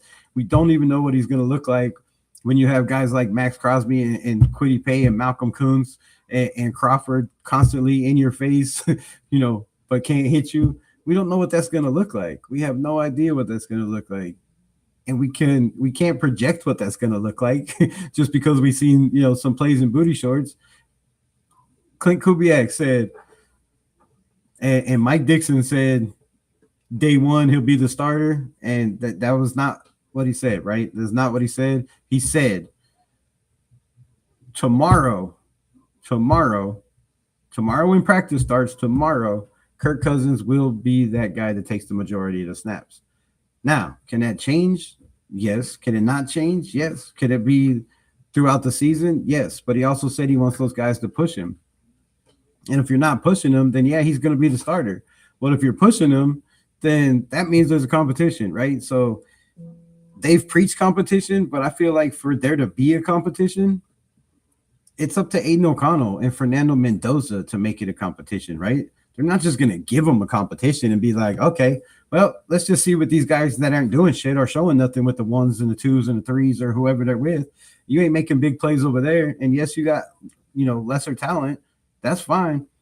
But if you're not showing out, you're not making plays, you're not being the first one in practice, the last one to leave, right? Doing your thing in the film room, then why should they give you first team reps? Why? You got to earn it. And I love that. I love the fact that my guy Brian was good. What happened? It should. Sorry, I forgot I was in that. My bad. My bad. Thanks for saying that. I don't know why I'm zoomed in so close on this. Hold up. Time out. Wait. What's going on here? Why is my computer not clicking? That's my bad, bro. There we go. There we go. I don't know why I was in everybody's grill over there like that. I don't really like that one. Let's do that. No, I don't like that either.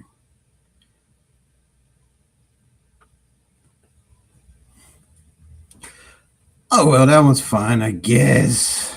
That'll work. But what was I saying now? Damn it. All right, I'll change that. But yeah, so that's what I feel, man. That's what I feel. Like,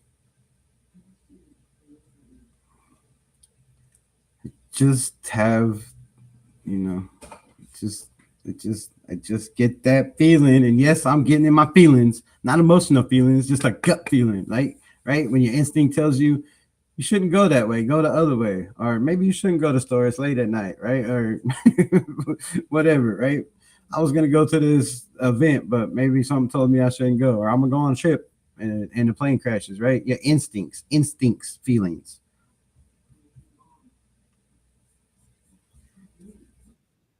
I don't know. But clipboard Jesus, Fernando Mendoza, that's messed up, bro. Um, he's already gave his opinion. He's still got to learn the playbook. He's still got a lot of things to learn. And that scares me even more because damn, looking at how slow Kurt was out there, I mean, yes, you're going to be a lot faster when somebody's chasing you and you got 320-pound dudes, running at you. But you still have an offensive line that they're subbing in and out. They're not getting a lot of, cohesionness. When it's a different guy next to you, it's kind of hard to have trust in that guy, right? You have to develop trust in the dude next to you that he can do his job, right? When it's a combo block, you got to know that, okay, he's going to help me, but he's also going to know when to release and get to the next guy, or hold the block long enough so I could release and get to the next guy, right?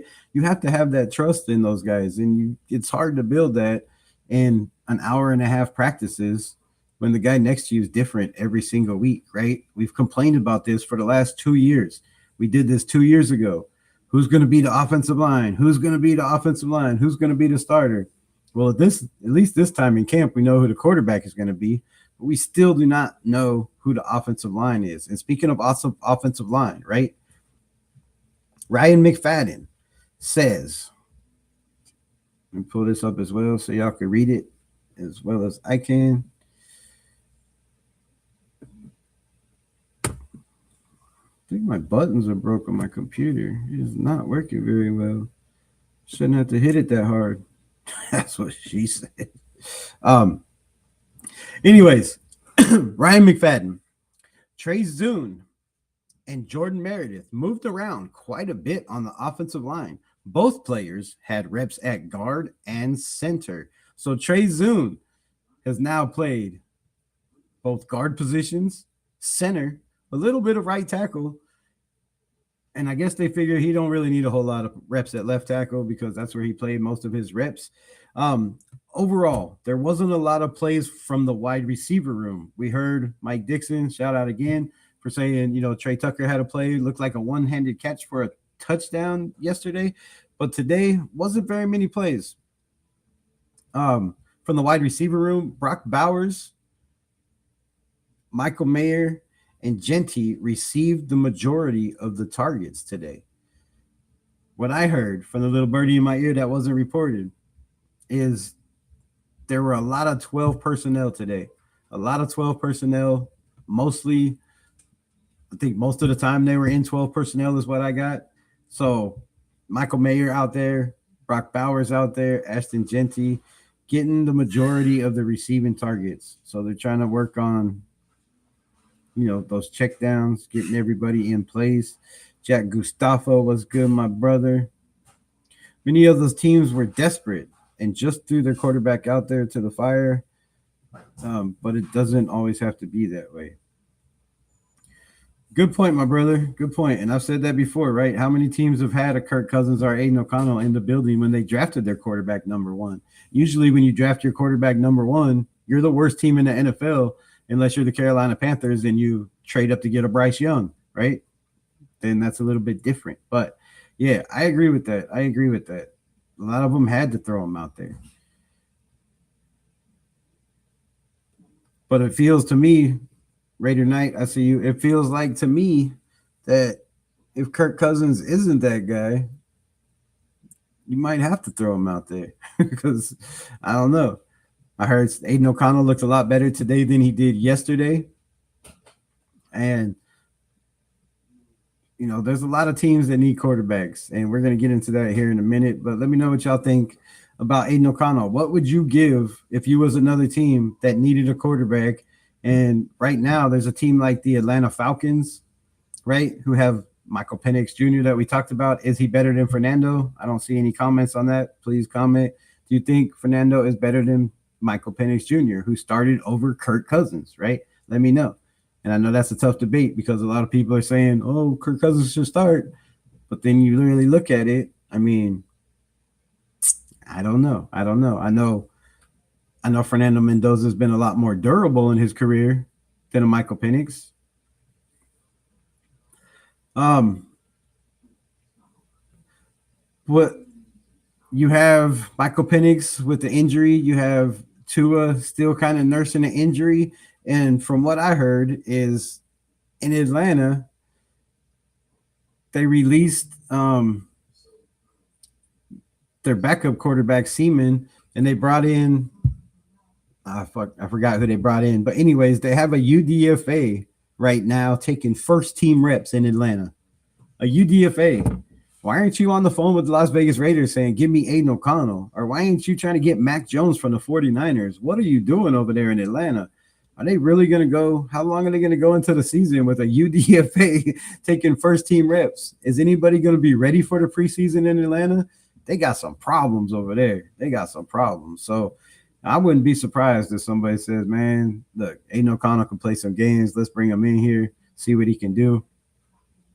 For a couple teams that still got quarterback competition going on. Cam Ward, his team was bad, and he made plenty of mistakes. Season was cheeks last year. I don't know if it was cheeks. I thought Cam Ward played pretty damn good, in my opinion, for the team he had around him, for the coaching he had. I mean, do I have to say who the coaches were, right? I don't want to blast nobody's name, but y'all know, if you're a Raider fan for a minute, you know who the coaches were over there, right? It starts with a C, ends with a hand. Starts with a C, ends with a hand. So, yeah, I thought Cam Ward played very, very well for what he had to work with over there. I mean, I seen that dude truck a defensive lineman, literally truck a defensive lineman and keep on going. So, Cam Ward's a dog. And if you look at his backup and the competition he had going into camp, it was Will Levis, right? So he didn't have a lot of competition. If you look at Caleb Williams, right? It was Tyson Badgett, I do believe, was his quarterback competition. I don't know who else was in that building. So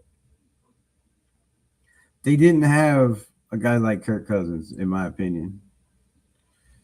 Kirk showing his age when running in practice, but also recovering from that ACL injury.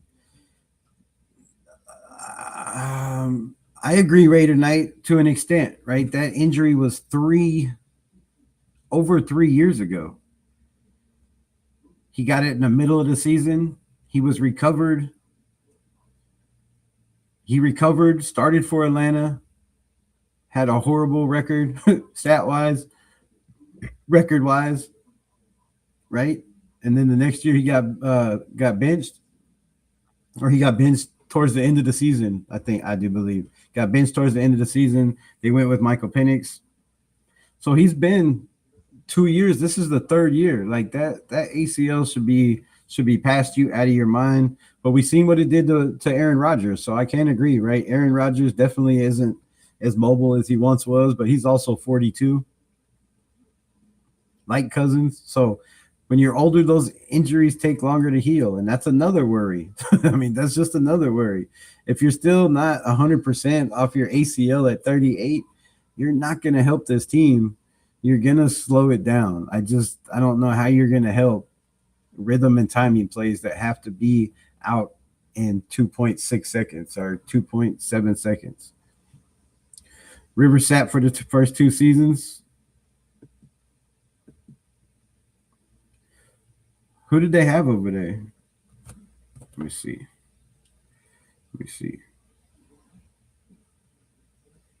Let's pull that up. That's a good point.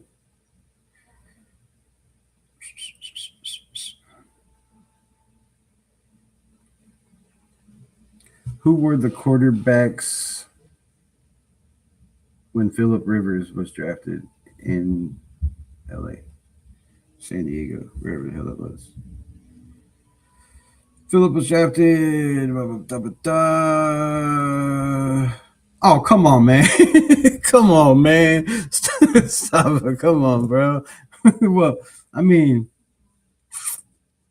the quarterback room in San Diego, who later moved to LA, featured Drew Brees, Doug Flutie, shit, and Cleo Lemon. I mean, I don't think I have to say anymore.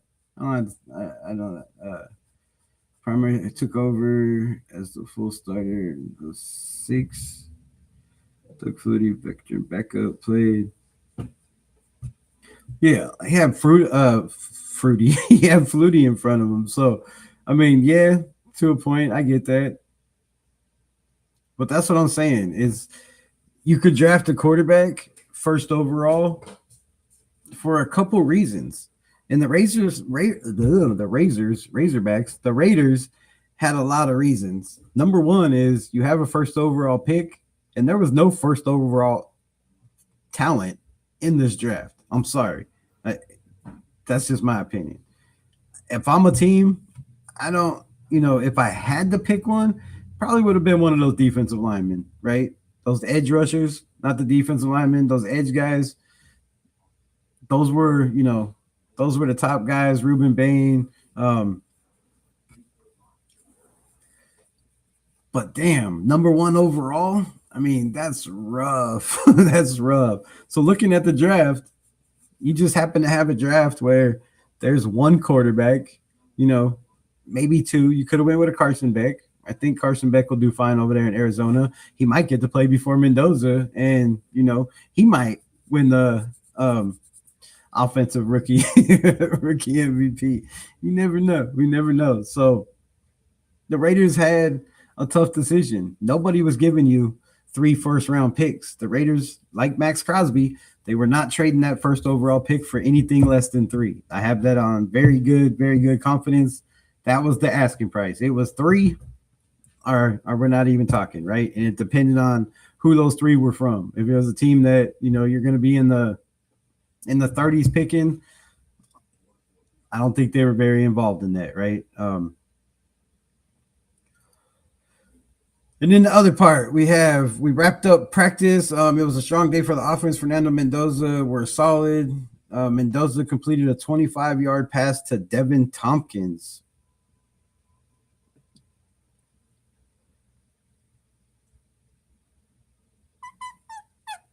All right, I'll get the rest of that in a minute.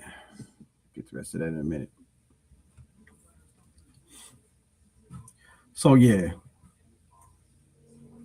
Sitting for a year ain't the worst thing, right? There's been plenty of guys that do it. Patrick Mahomes, but he was drafted 10th overall. They moved up to get him. They had Alex Smith in front of them. They were already a playoff team. They were already winning the AFC West. They had already been winning it for a minute, right? They didn't have no rush. We're at the bottom of the division. We have a new head coach. You have to come out as a new head coach and make a statement. I just don't feel like Kirk Cousins is a statement to me. It just I mean, it could be a statement, but it's not the one we want, right?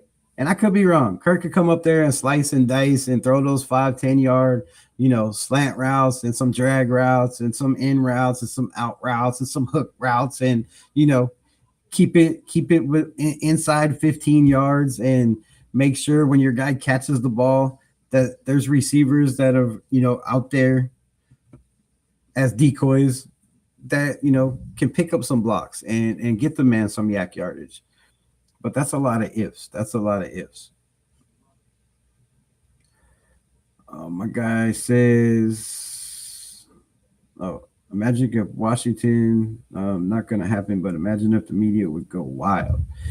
He did get first team reps today. He's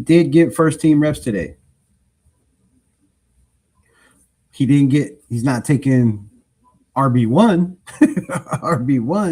but he took some reps with the ones today. That's what I heard from Mike Washington, running with the ones and twos. Dylan Labe also, taking some first and second team reps, a lot of second team reps. Not saying he's going to be second team, but taking a lot of second team reps. Kurt was never a runner.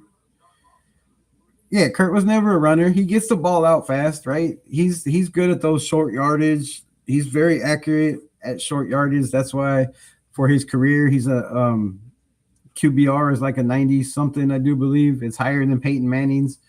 For that reason, he doesn't make stupid decisions. But that's all great when you have an experienced, gelled offensive line, when you have a play caller or an offensive coordinator or an offensive line coach that has been working with the players for more than a couple weeks. I mean, that's all good. It's going to be rough when you have guys like DJ Glaze that needs to take a gigantic step. Like, he's 6'4", 6'5". He needs to take like 8 steps, bro. like 8 steps. You gave up 10 plus sacks. You gave up over 30 hurries in 15 quarterback hits. Not all of it was on the scheme or the system, right? He's still playing that. He's still playing the tackle position. You have Spencer Burford, who his numbers don't lie in pass protection. It is not great. And a little birdie in my ear told me there was some plays where it looked like the left side got blown up in the passing game. Blown up. Guys in people's face, hurrying the quarterback, talking a little smack. So that's just what I heard. Left side and pass pro hasn't looked great. The run offensive line and the running game doesn't look great, but I will say this. There's no pads on. And for offensive linemen and their defense, there ain't really nothing you can do without pads on. I mean, you can slap hands, right? You can do a little pushing, right? These guys are trying to get to the quarterback, but it's not 120%. There's no pads on. So for the defensive line and the linebackers, and we've said this all camp long, right? There's not a lot you can do until Monday when the pads come on, and everything will change. It'll all start to reveal itself day by day by day, because I know damn well Kubiak's not going to put players out there that's not going to help him win, right? And if he does, then damn it,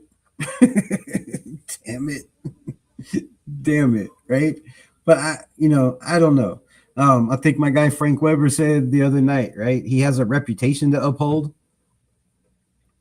Could that reputation to uphold be what hurt us? Just like the reputation that Pete Carroll had to uphold. He went on a limb for Geno Smith. It's a little bit of a different situation, a little bit of different love infatuation, but he went out on a limb for the Raiders to trade a 3rd-round pick and to pay Geno some outrageously ridiculous contract, right? And for that reason, Pete Carroll could not pull Geno when he needed to be pulled. The flipping off the fans were unacceptable in Las Vegas. No matter who the coach is, who the quarterback is, that shit is unacceptable. You can't flip off the dudes that help pay your salary, right? You can't flip off the people that support you, that show up, that I don't know. You just can't. You can't do that, and you can't not be punished for that. You can't have no consequences for flipping off the fans, for having people pulled out of the building and kicked out of the building because they're talking smack to you, right? There's no acceptance for that. And we seen that last year because Pete Carroll brought in his guy. And now you have Clint Kubiak that feels comfortable bringing in his guy to help bring this team along, bring the quarterbacks along, right? Show the system. But can his guys still run the system at the level it needs to be ran? That is my question. That is my question. Until I see different, I'm still going to have that question, right? You got to see it. And one or two possessions, maybe 3 possessions in a preseason game. Is that enough to see it, right? I got a report yesterday from somebody that was in the building that said Kirk Cousins had a couple throws, and more than a couple, had some throws that were not very good. Behind the receiver, timing was off, rhythm was off. Same thing I've been preaching and talking about, timing and rhythm. You have to be able to get to your mark. You have to be able to get the ball out fast enough on these rollouts, on these play actions. Now, it's the first scrimmage, right? You're going to have some rust. You're going to have to work it out.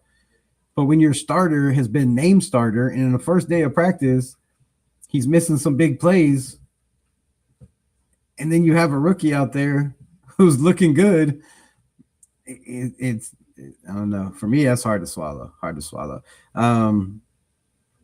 If he isn't running, why do they trip on AOC for being mobile?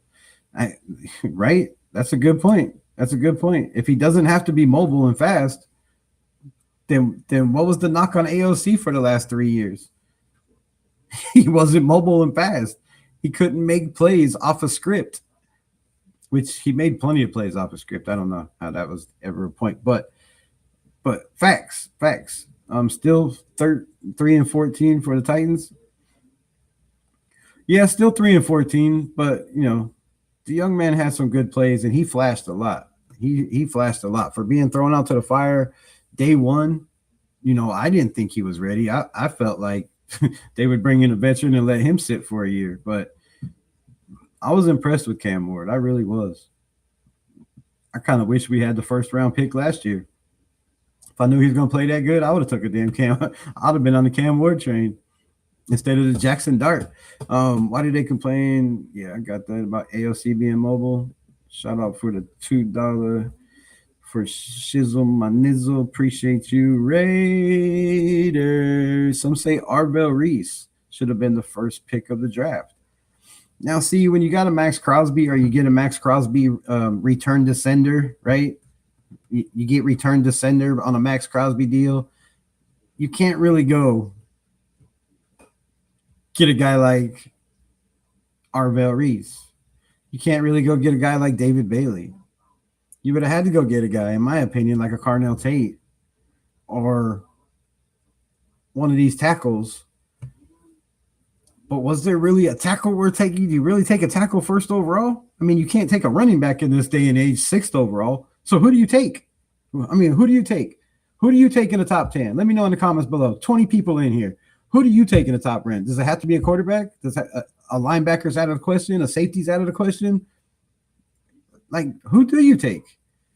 Because the Raiders have been in this position 2 years in a row. Now, last year, yeah, they could have went and got Tedero McMillan. They could have went and got a Mason Graham, who, I mean, I didn't really see him do anything for Cleveland, and he had the best edge rusher on the planet next to him. Anyways, I digress. But, you could have went out and got some of those guys, or you take the biggest need available for the team, and our biggest need at the time was running back. Now, were we ready for a running back? No. Did we have all the pieces in place for a running back? No. But our biggest need was a running back, and there happened to be the best running back in the draft there, so we took him. This year, little different. Same thing. We need a quarterback. Is there a quarterback that can start day one? Is he a guy that's a quarterback that's NFL ready day one? No. But the Raiders were in a position where you can't trade back because nobody's going to give you 3 first rounds for a quarterback when there's 25 next year that could be coming out of the draft, and you could just go get one and hope to God it works, right? Swing for the fences. Find your guy. The Raiders didn't have that luxury. There was one quarterback in this draft that people had a first-round grade on. That one quarterback, probably a good 40% didn't have a first-round grade on. A lot of people had a second-round, third-round grade on Mendoza, which is crazy. But again, somebody said something that I found very interesting today, right? Cignetti said in 2024, I do believe, when asked, why did you bring in Mendoza? The footwork's all wrong, this and that, right? He said, you bring me any quarterback and you'll leave here a better quarterback. He makes quarterbacks better. Cignetti has the faith that he makes quarterbacks better. Look what he did to the man that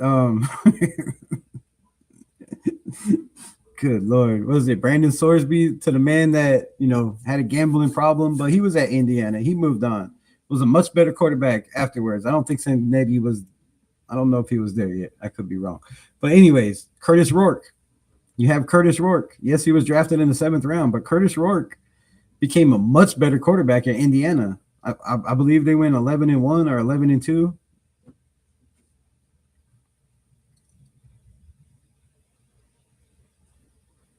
So you have Cignetti that believes he can make players better.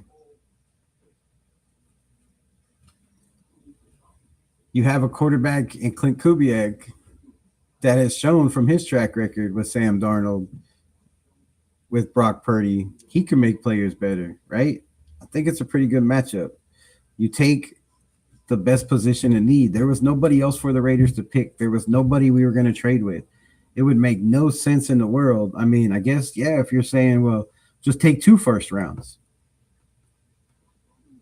So if you take 2 first rounds for Mendoza and he sits for a year somewhere else and then takes that team to the Super Bowl in the second year, like Joe Burrow did for the Bengals, you're going to be pissed that you only got 2 first-round picks, right?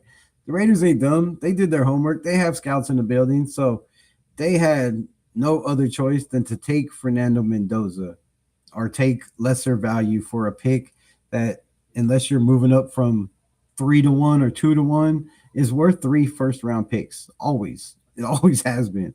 Always has been. The Raiders did the right thing. You don't take less. You take a guy that many feel is not ready, and I'm sure they all had that feeling.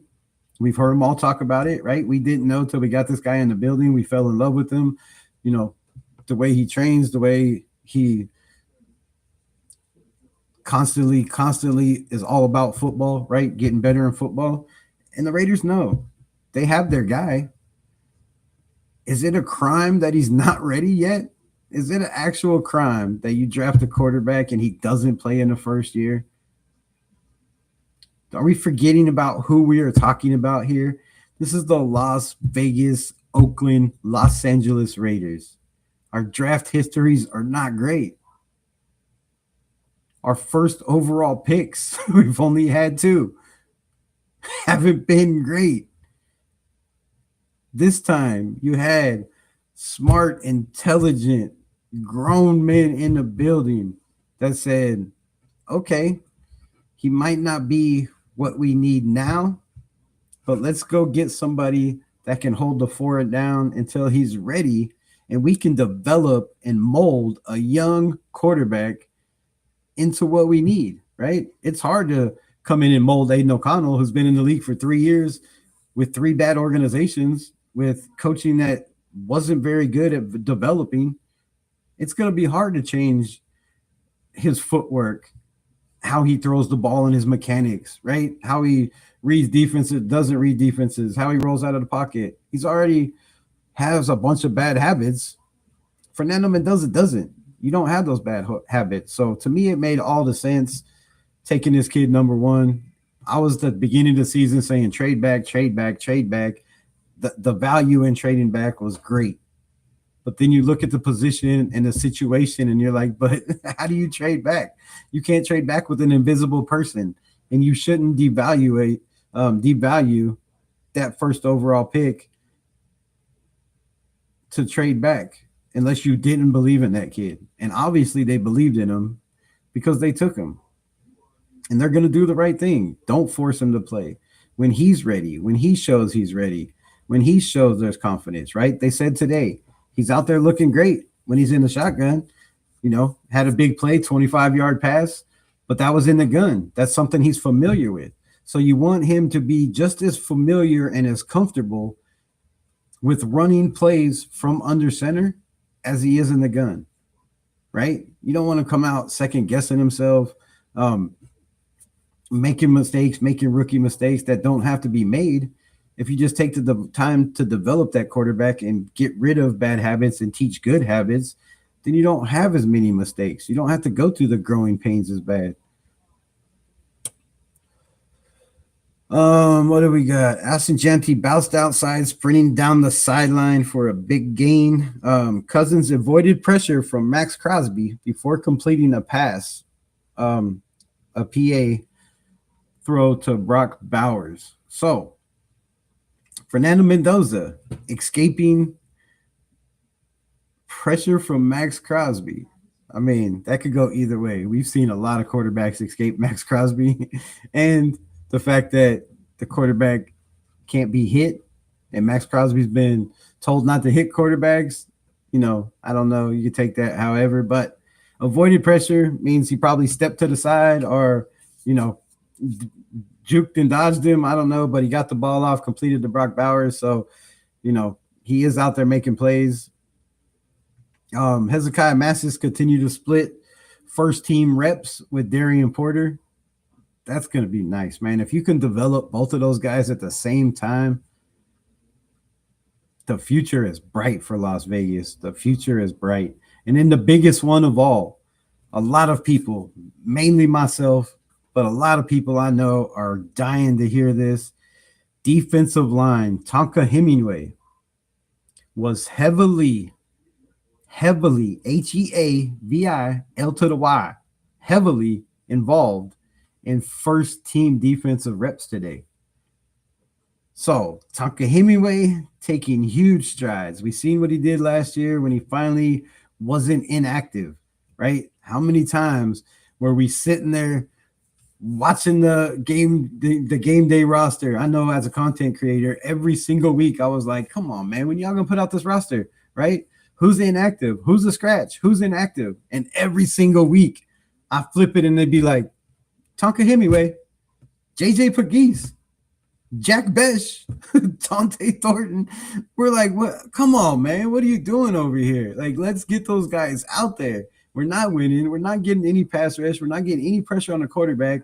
And thank God that this regime is starting to see the light from some of these players. They're taking notice to what these guys are doing. And shout out to the players that are being noticed, that are doing enough to be noticed. Tonka Hemingway could be a huge advantage just for us. If you tell me you can get Tonka Hemingway, Jonah Lalu, and Thomas Booker out there on the field, I feel a lot comfortable with that. But shout out to Tonka Hemingway, heavily involved in first team reps. That is a huge sign for a 6th overall pick. Spytech, maybe he was cooking. Maybe he does know what he's doing, for all the Spytech haters out there. Max Crosby was disruptive again in the run and the pass. So Max is flying around, disruptive in the run game, in the pass game. Shout out to Max. It could be nasty for the NFL this year, and the Baltimore Ravens might be regretting it. They might be choking on a Raven. Raiders continue to rotate wide receivers. Trey Tucker, Jack Besh, Jalen Naylor, Dante Thornton, and Benson all had reps with the first team. That says a lot, but it doesn't say a lot as where the hell is Cedric Jackson? Hopefully tomorrow, Monday when the pads come on, we hear more about Cedric Jackson, but that is the rotation for the wide receivers running with the ones. Again, Trey Tucker, Jack Besh, Jalen Naylor, Dante Thornton, and Malik Benson. And that very well, folks, could be the 5 guys the Raiders run with when the season starts. Now, I've been on the Thornton train of, if it's that far of a development, if he's still 2 or 3 years away, or even 1 for that matter, does he make this roster? Does he stay on this roster? And he's starting to show, it seems like, that, man, the kid ain't going nowhere. So guys like Cedric Jackson, maybe, walking the plank. You might have guys like Derek Young walking the plank. A lot of good wide receivers, and I don't know how many you can keep on the practice squad before they're snatched up. This is the NFL. People are going to recognize talent, but shout out to Tucker, Besh, Naylor, and Dante Thornton for going out there getting reps with the ones. Now, I didn't hear anything big and anything special, right? And the little birdie in my ear, and I was talking about it, and then, Ryan Hogue, wide receiver, said he didn't see no sense of urgency out there, right? There was nobody out there making the big plays. Nobody was, look like every single play, right? They know what they're doing, and you get that for day one, but somebody's got to start making plays. So somebody's got to start making plays, right? The pads are coming on Monday. Man, even the last 2 years, first day, second day of camp, we heard 3 touchdowns, an interception, right? 2 touchdowns or 3 interceptions or something. But there was big plays. We didn't see them on the field when the season started, but we heard them in camp and we heard them early. So don't get nervous. They will come. It's just a feeling out process. Maybe they're, Kubiak, we know, runs things a little different. Shout out to the 24 people in here. I appreciate every single one of y'all. Hit that like button if you would. Do me a favor. Trying to get 30 likes on this live stream. I probably should have said that from the beginning, but by the time Mike jumped on, it was a little hard. It's supposed to record Breaking Heat in Las Vegas next week. Jack Ken in the building. What's good? What's good with you? Shout out to the nation. Pete Carroll should be charged for stealing that salary from the Raiders. Damn. Yeah, I'd be fighting for that, man. I'd be fighting for that. Absolutely, 100%. Definitely robbed us. My guy Brian says Pete Carroll was less of a problem than Chip Kelly was, but Pete inherited a roster. The vibe was totally off between him and the players. Yeah. You bring in a grandpa with a very young roster, and those guys aren't just, they weren't vibing with what he was trying to say. You came in and fed him a line of bullshit from the very beginning. We're going to win 10 games. I've done this before. I have the recipe. I have the blueprint. I sat up here and said the same thing. He has the blueprint. Why not us? Okay, well, why not us, but the Raiders have good running backs now, Genty, Washington, and Hemby. And don't forget Labe. Labe's been out there making some plays. Little birdie in my ear said again today, Labe's been out there doing his thing, catching plays out of the backfield. Finally, I've been screaming this since he was drafted. His best asset is catching plays out of the backfield, or shit, even lining up in the slot. Put the young man out there and let Labe cook. So shout out for this coaching staff to finally recognize some of these players that a lot of us have been talking about. Gino is a crash out. Is going to crash out with New Jersey.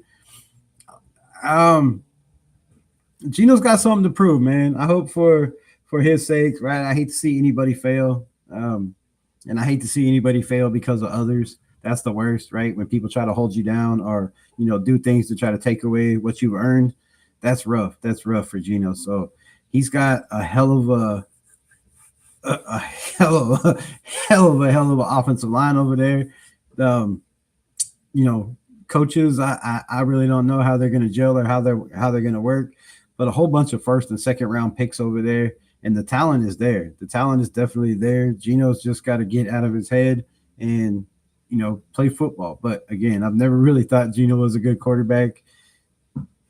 Just he got lucky in Seattle. Not sleepless in Seattle, lucky in Seattle. And we'll see. We'll see how he comes out of it. But yeah, he's gonna have a rough time. I agree with you, my guy, Brian.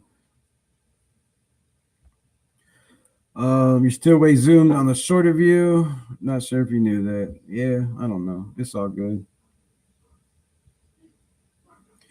Yes, Gino is a big baby, right? Blame it on Gino. Yes, some of you blame it on Gino all year. Gino sucked, but Pete was scored for. Yeah. You got to blame the dudes that are controlling it, right? Because as bad as Gino was, as bad as the offensive line was, they tried to keep putting Band-Aids on the problem by putting in your guys And Pete was the problem. Like, no, I mean, I love Pete. I respect Pete for everything he did in his career. He should have stayed retired. He shouldn't have came back. That it put a big dent in his body of work and what he's done.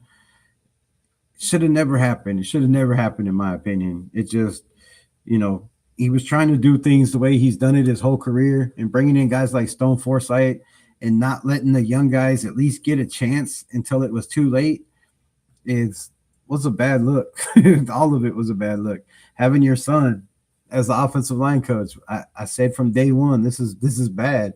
This is bad. You can't do that. And I could see if he was like respected, one of the top 10 offensive linemen in the NFL, might have been different. But but no.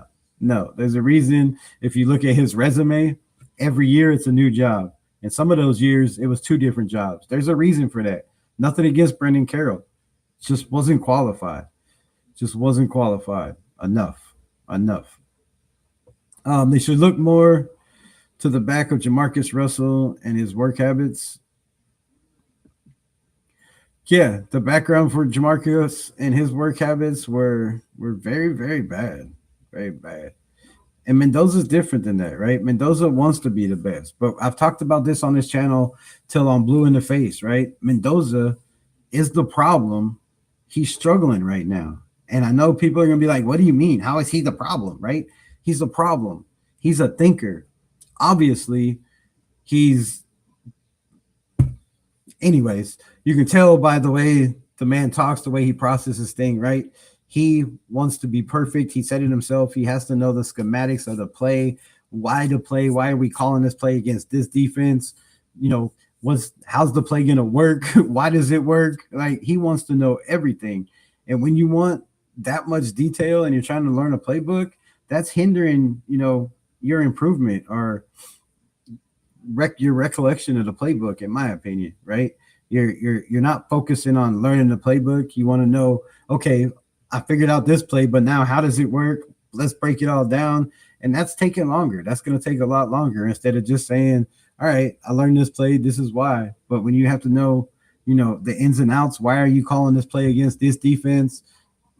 If they line up in this defense, why is this play not going to work or possibly not work? Why should I check out of it? There's so much that goes into lining guys up. I heard Fernando Mendoza today was yelling at some people. Yo, over here, putting guys in place. And we haven't seen that from our quarterbacks in a minute. So shout out to the young buck. He hired his sons who sucked. Yeah, that was the biggest downfall. That was a big downfall. Don't get me wrong. I think Gino, all but Pete was at fault for that. I think everybody was at fault for that. Whoever thought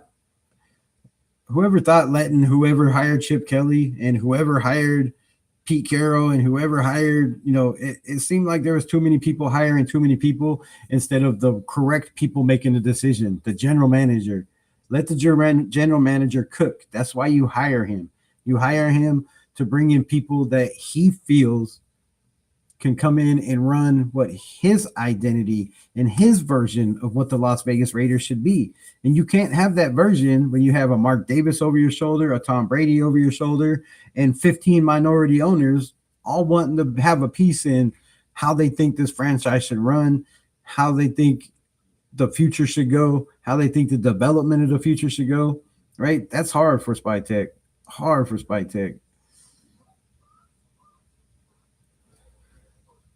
Pete was killing his team. Yes, he was. Rebel, what about Vita Vea rumors? I talked a little bit about it the last time I was live.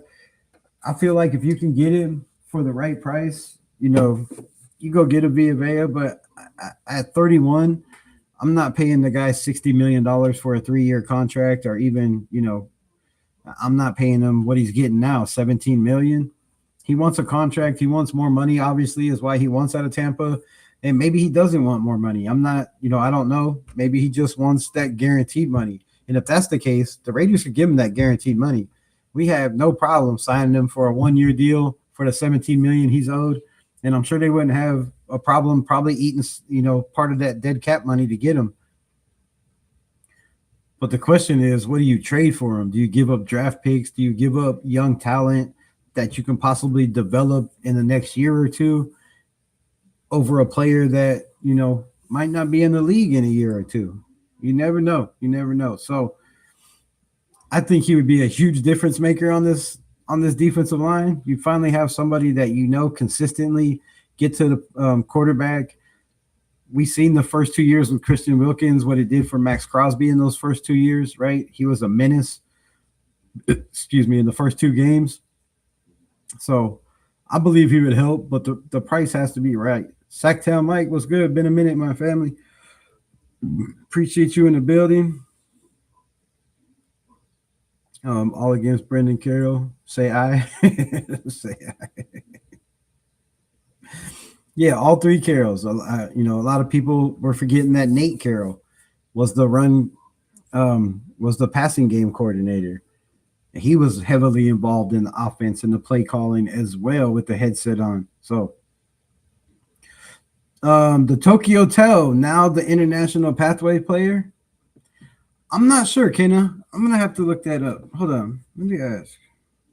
See if the hell just happened.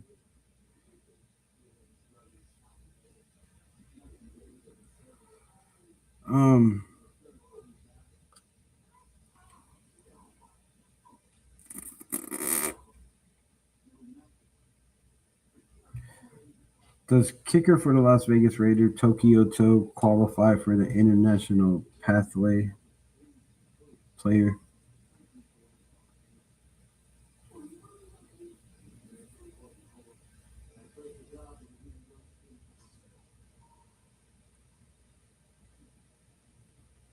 Oh, okay. Well, that's probably why. It says yes. Las Vegas Raiders kicker Kinsei Katsuwana, nicknamed the Tokyo Toe, qualified and joined the NFL through the International Pathway program.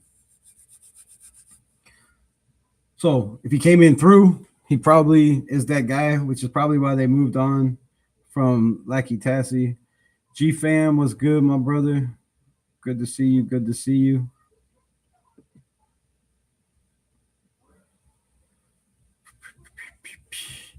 All right, and then what else we got in here?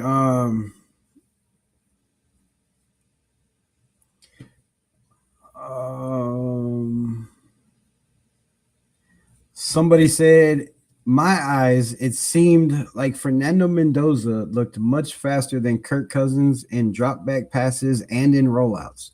Now, I've seen that on film as well. I was timing them next to each other. Let's just look at some of that. Let me see if I can find this real quick. I was timing them next to each other when the ball comes out. Who's getting the ball out faster, right? Who's in their rollouts quicker? Because that all makes a right here, right? That's all big, man. That's all big, right? All big. 2 months ago, Las Vegas Raider camp, LV. Watching. All right, where the hell is it? Oh, no, videos. What those? That's Clay Walker, Malcolm, Kuntz.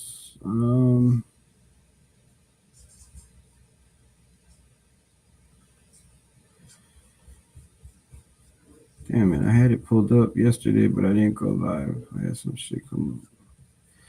Let me see it. This one. Yeah. Okay. Here we go. Yeah. To the yeah. To the yeah. All right. Let me pull this up.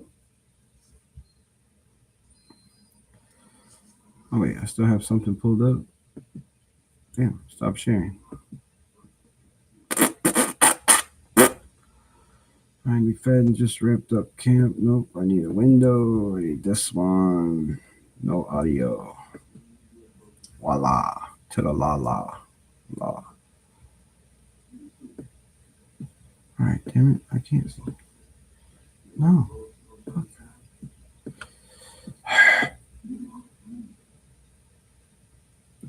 All right.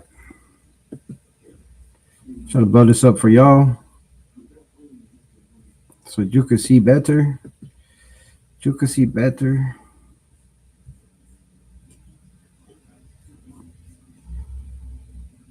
It doesn't look very good like that. Let's roll it like this. All right. This Aiden O'Connell for a second. It glitches. Running with the threes. Little quick rollout. Dump to the backfield. That's what everybody's doing. To Mike Washington. This is kind of confusing, right? Because they said Mike Washington was running with the ones and twos, but Aiden O'Connell's running with the threes. Clearly, that's Mike Washington. Clearly, that's Aiden O'Connell. They look like they're running with the threes from what I've seen from the O-line and the wide receivers. So, don't believe everything you read and you hear. Everybody makes mistakes, but let's get into this. Here we got Mendoza, a little dump down to Dylan Labe.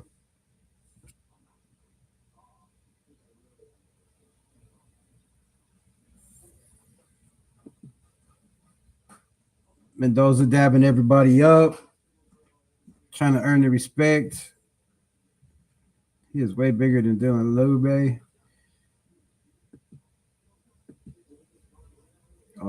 Let me back that up just a little bit. All right, here we go. Boom! Aiden O'Connell. Ball is out. Kirk's coming out about the same time. Here we go. Jacob Clark and Mendoza. Mendoza doesn't have a ball yet. That's a mismatch on the personnel or on the staff over there, not getting the ball out fast enough, right? That's your quarterback with no ball to throw. Doesn't really look good. Here we go the opposite way. Let's watch these rollouts. Y'all make your own opinion, right? Out. Kirk Cousins looks better in the duck. Aiden O'Connell got the ball out first. But if you look at the handoff right here, right? If you look at the handoff right here, look what they're at. Aiden O'Connell looks like he's a step ahead. Kirk looks like he's got it. I don't know. Maybe a step ahead. Looks like he's got the ball stretched out more. So it looks like he's already got a handoff. Oh, no. That was just a fake. My bad.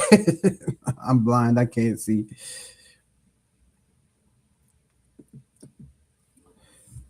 But look at the difference in how low Kirk Cousins gets. Shit, my bad. The difference in how low Cousins gets in the handoff compared to Aiden O'Connell. Did I go back too far? Fuck my life. I just ruined it. There we go. Yeah, check it again. Yeah, see how Kirk dips his head like an ostrich, trying to put his head in the sand, right? Aiden O'Connell's a little bit too stiff, a little bit upright. I like the footwork here from Aiden O'Connell.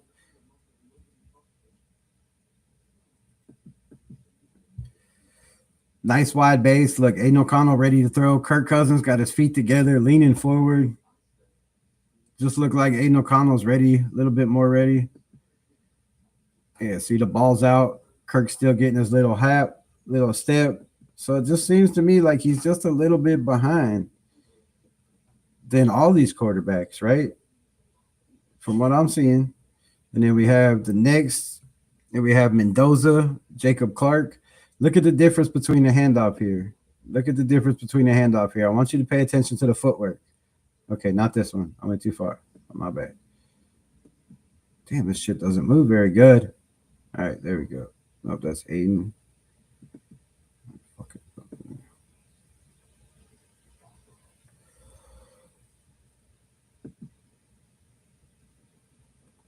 The footwork and the difference in the footwork, right? Feet a little bit close together.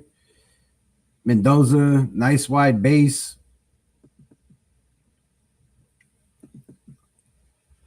Mendoza, same thing. See how he tucks his body, right? He's tucking his body, selling that fake. You want to get the players, right? If you're just upright and you're just giving a little alligator arm handoff, right?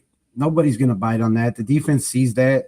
They see, it's just a little alligator fake. Yes, you want to keep the ball to your body, but you want to sell that fake. You want to definitely stick it out there. Wait till the running back gets to a point where he's, and nobody can see, and then pull it back.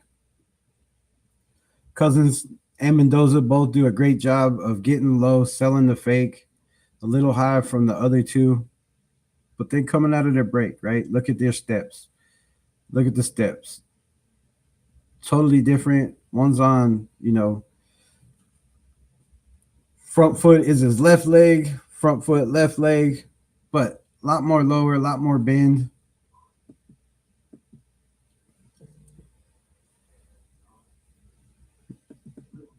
Nice base from Fernando. Jacob Clark probably could get a little bit wider, right? He's a big dude, isn't he? 6'4", 220, right? Get your base a little wider. Keep your hands tight to your body. So Mendoza always got that left hand real tight to his body, so when he turns like a golf swing, right, you're getting that impact on there, a little bit more torque. But Mendoza has the ball out way before Jacob Clark. And again, we'll look at these. Aiden's ball's out a little bit faster. Mendoza.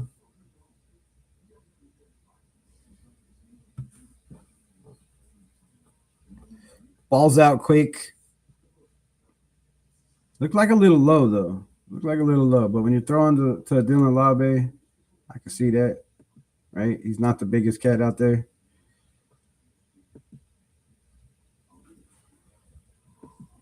What else we got?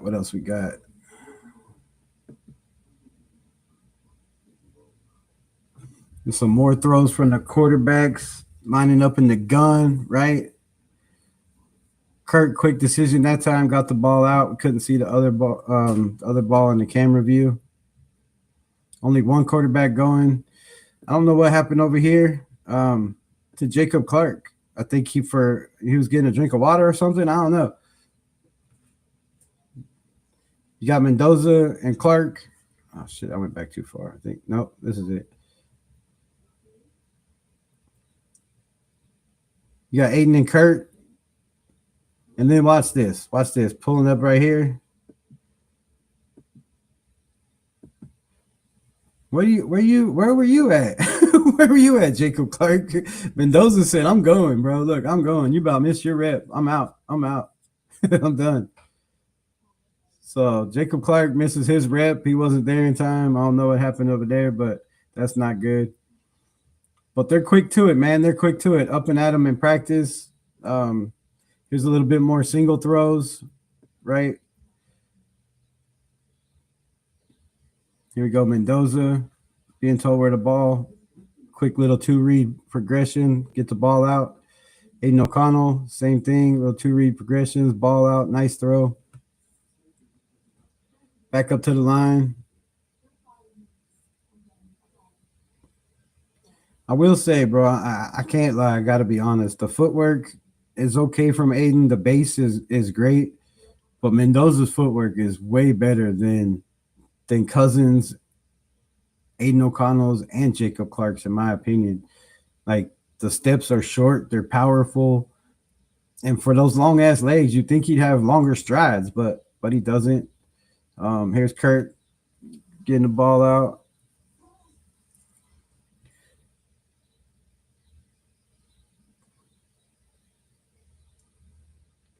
Little two throws from Kirk.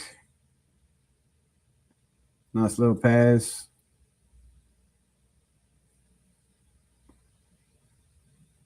And then Mendoza right back up again. Somebody needs to jump up in that line and be like, yo, I want some of these reps. Let me get some. So here's Mendoza. Looks very solid, very comfortable to me. Very solid in the gun, right? That's where he's played most of his football. That's where he's the most comfortable. And there is a scenario, if the Raiders had to, they could throw Mendoza out there and I feel just fine, right? Like I said, you give him, 40 to 60% of the playbook, you dumb it down a little bit. He's not having to learn as much. I think he'd be fine, but there's no reason to rush it. Solid throw. The ball comes out super quick. The spiral is tight as hell. The velocity on the ball is better than everybody in the buildings. It's not even close. I mean, here's Aiden O'Connell again. Nice velocity coming right at you. Good little throw.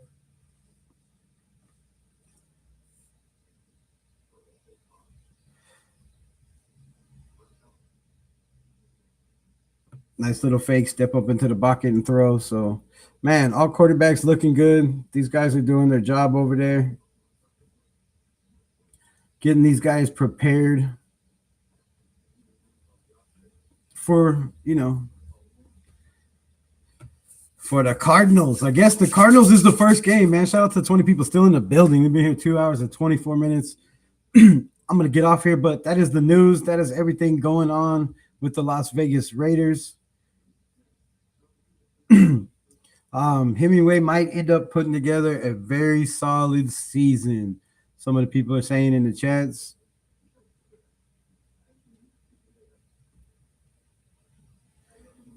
But let me know, man. Let me know how you feel about Fernando Mendoza, his development. Is there some, big gigantic rush? Are you comfortable with Kirk Cousins? Do you have questions like me, right? Do you feel like the age could hamper could hamper this season? I don't want to have this season come down to a quarterback not able to do his job, right? Not able to get the ball out in timing plays and rhythm plays. But yeah, let me know. Candy, say what? My wife is Japanese and my kids 50-50 Irish and Japanese. Nice, Kena.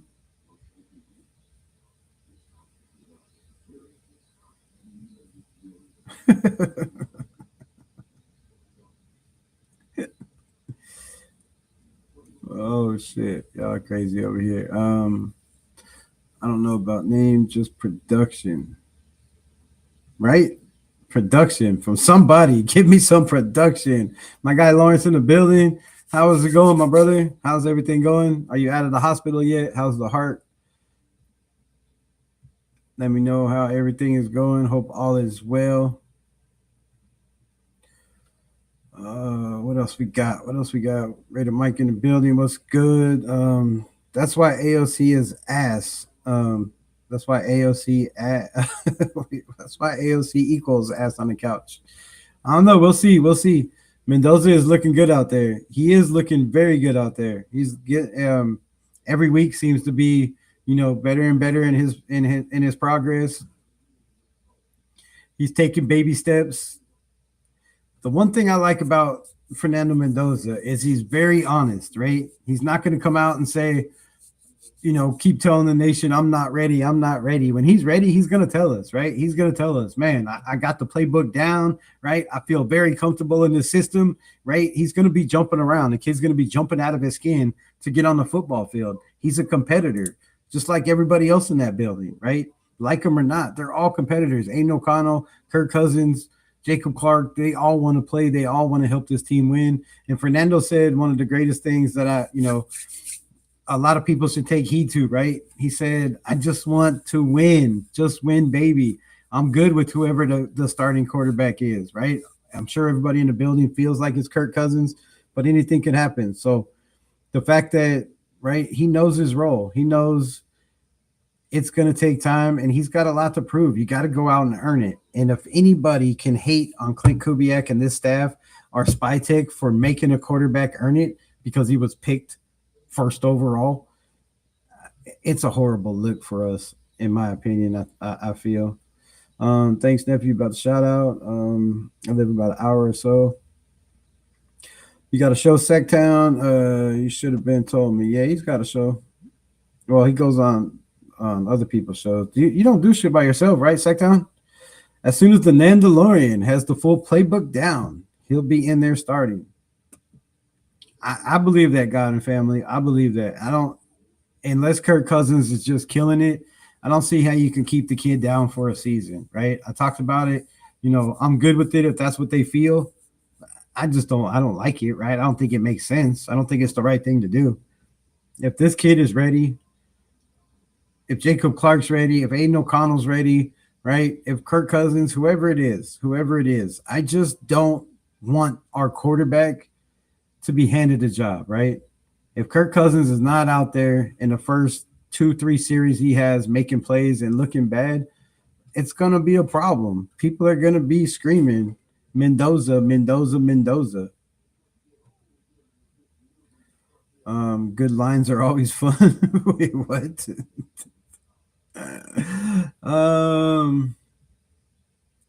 You only got an OnlyFans. What you doing? OnlyFans in a hospital?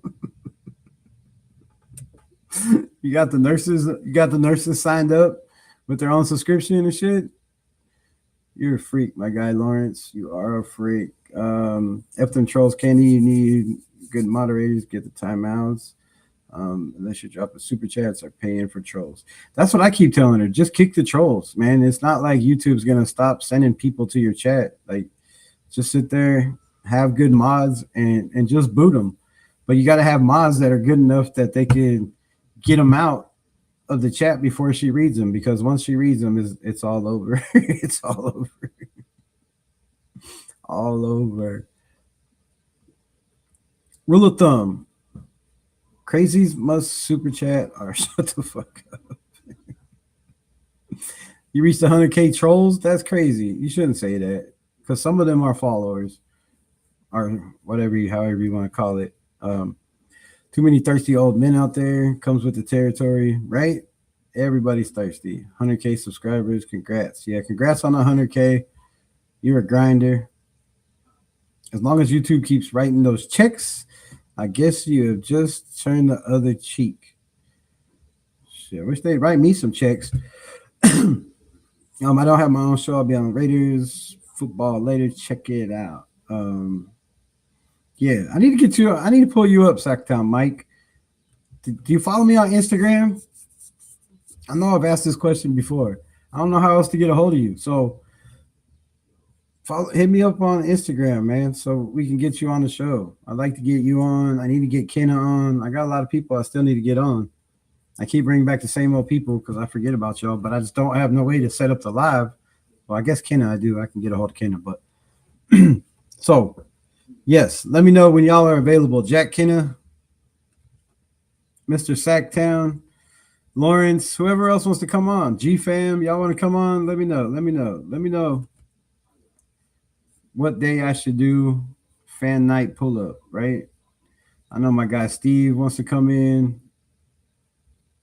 Brian, if you want to come in, you could come in. I know you said you pull up, I think. So let me know what's the best time to drop the link in the chat for y'all to pull up. It's not tonight because I'm Sacktown Mike on IG.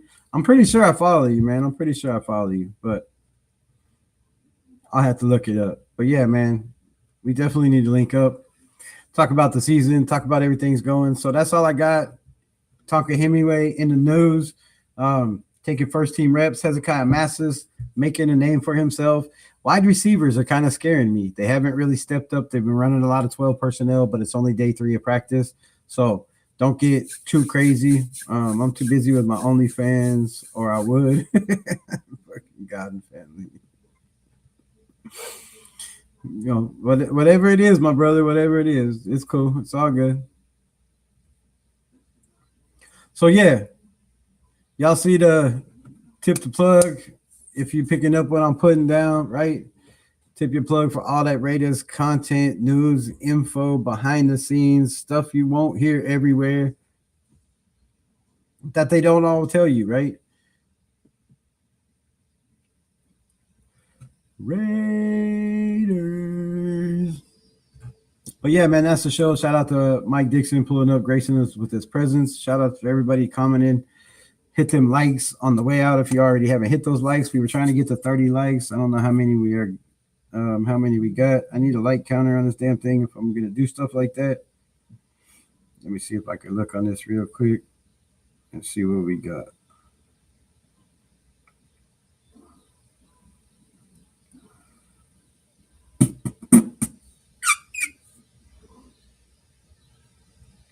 $14 likes, man. 14 likes. Come on, 14 likes. Hit them likes. We got to at least get to 30. 17 people in the building. I don't know how many people have come through. I need the counter. But 17 watching. We got 14 likes. If you already hit that like, thank you. I appreciate you. If you're on Facebook, if you're on X, if you're on whatever else I'm on, Twitter, Rumble, all of that, hop over. Show some love. give a like. I'd appreciate it. I'd appreciate the more likes, the more YouTube pushes my content. So if we've got to get this, grow this community, can't grow the community without people seeing the content, right? Again, 200, 300 views, they send them out to, however YouTube does their thing. So the likes, the comments, all that helps. And I appreciate everybody that does help grow this channel. Rebel, I hit the Utopia. I hit Utopia up on Zig. Nice. But so yeah, man, that's what I got for y'all. Little bit of worries, right? Little bit of worries in, can the quarterback hold up? Can the offensive line hold up? If Spencer Burford is that guy, you've heard it here first, right? Not my pick.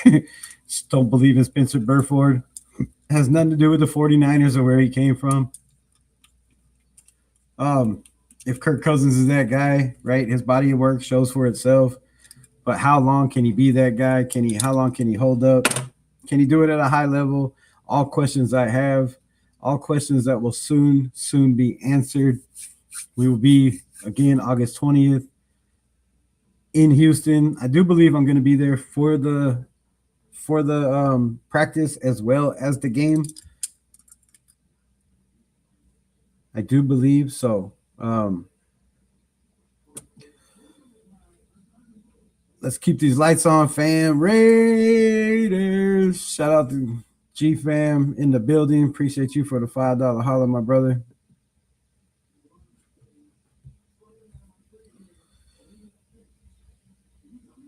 Yeah, y'all go check out Candy's links over there. Support that channel as well. We need to get her on the show as well and talk Raider football. She's still in the process of trying to learn everything. So we will definitely look for an appearance for her and the girls very, very soon. Frank Weber in the building. What's good, my guy? Appreciate you. Can't do an Uncle Mike on Candy's channel. I have zero tolerance for trolls.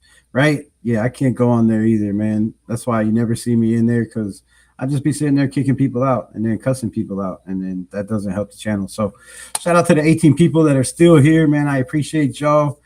Make sure y'all turn on the notification buttons, because we start the chat. There's nobody in here, right? It's very empty. I'm talking to myself for the first 10, 15, 20 minutes sometimes. So make sure your noties are on if you like this kind of content. If you want to catch the whole show, if you catch the replay, leave me a comment. Let me know how you like the content, what you don't like about the content. What are your opinions on my content? The more you content on the videos and the live streams after they are over, right, the more YouTube pushes it. The more people we get in, the more conversations we have, the more football talks we have. Next Friday, we will be doing some kind of crazy shit. I don't know what it is on Business Decision channel. So pull up for that. Some kind of debate. Should be fun. I seen the thumbnail. Got guys like Severe, Raider, Jason Downs, right? The Yerp Jeezy, Raider Twan. I don't know all of them, but I don't know if it's all going to be at once or what's going on. I'm still trying to get the info. Make sure you hit the hype button after this video is over, if y'all could. Yo, Rebel at the barbershop. Have a great show, my brother. Appreciate you. Make sure you get that fade nice and tight. And appreciate every single one of y'all watching, man. So I appreciate y'all rolling deep this late. But if y'all could, and I know I got a plan. I know I'm always jumping around, but schedules are coming very, very soon. Very soon. We got to be more professional, even if it is not a job for me, right? It's just love that I do. But even love, I feel like I got to be more professional, and it makes it easier for y'all to show up when you know when the time's going to be on a consistent basis, week in and week out, night in and night out. So we will get that going. We will set up a schedule very soon. We're trying to be live at least 5 days a week. I know y'all don't want to see my face 7 days a week. 5 is probably too much for some of y'all, but love the support. Appreciate every single one of y'all. Protect your mind, yourself, your family. Always hold a commitment to excellence to yourself and the people you roll with, and just win, baby. Raiders. Peace. Sacktown Mike will be there as well. So he'll be on the debate show next Friday. and I will be on there as well. So I don't know what it all entails. I really haven't got any information yet, so I need to check with the quarterback, Black the quarterback, and see what it's all about. But yes, pull up. It'll be fun. It should be loud. It should be exciting, right? And everybody will be on their own channels, I do believe. So when you do show up, make sure you show love to the people on the panel, whether you like them or not. Pop in their live, hit the like button, just be respectful and show love to all content creators that come on, that give their time to share their information, their news, their thoughts, and their feelings with all of y'all. So appreciate you again. Much love. Peace.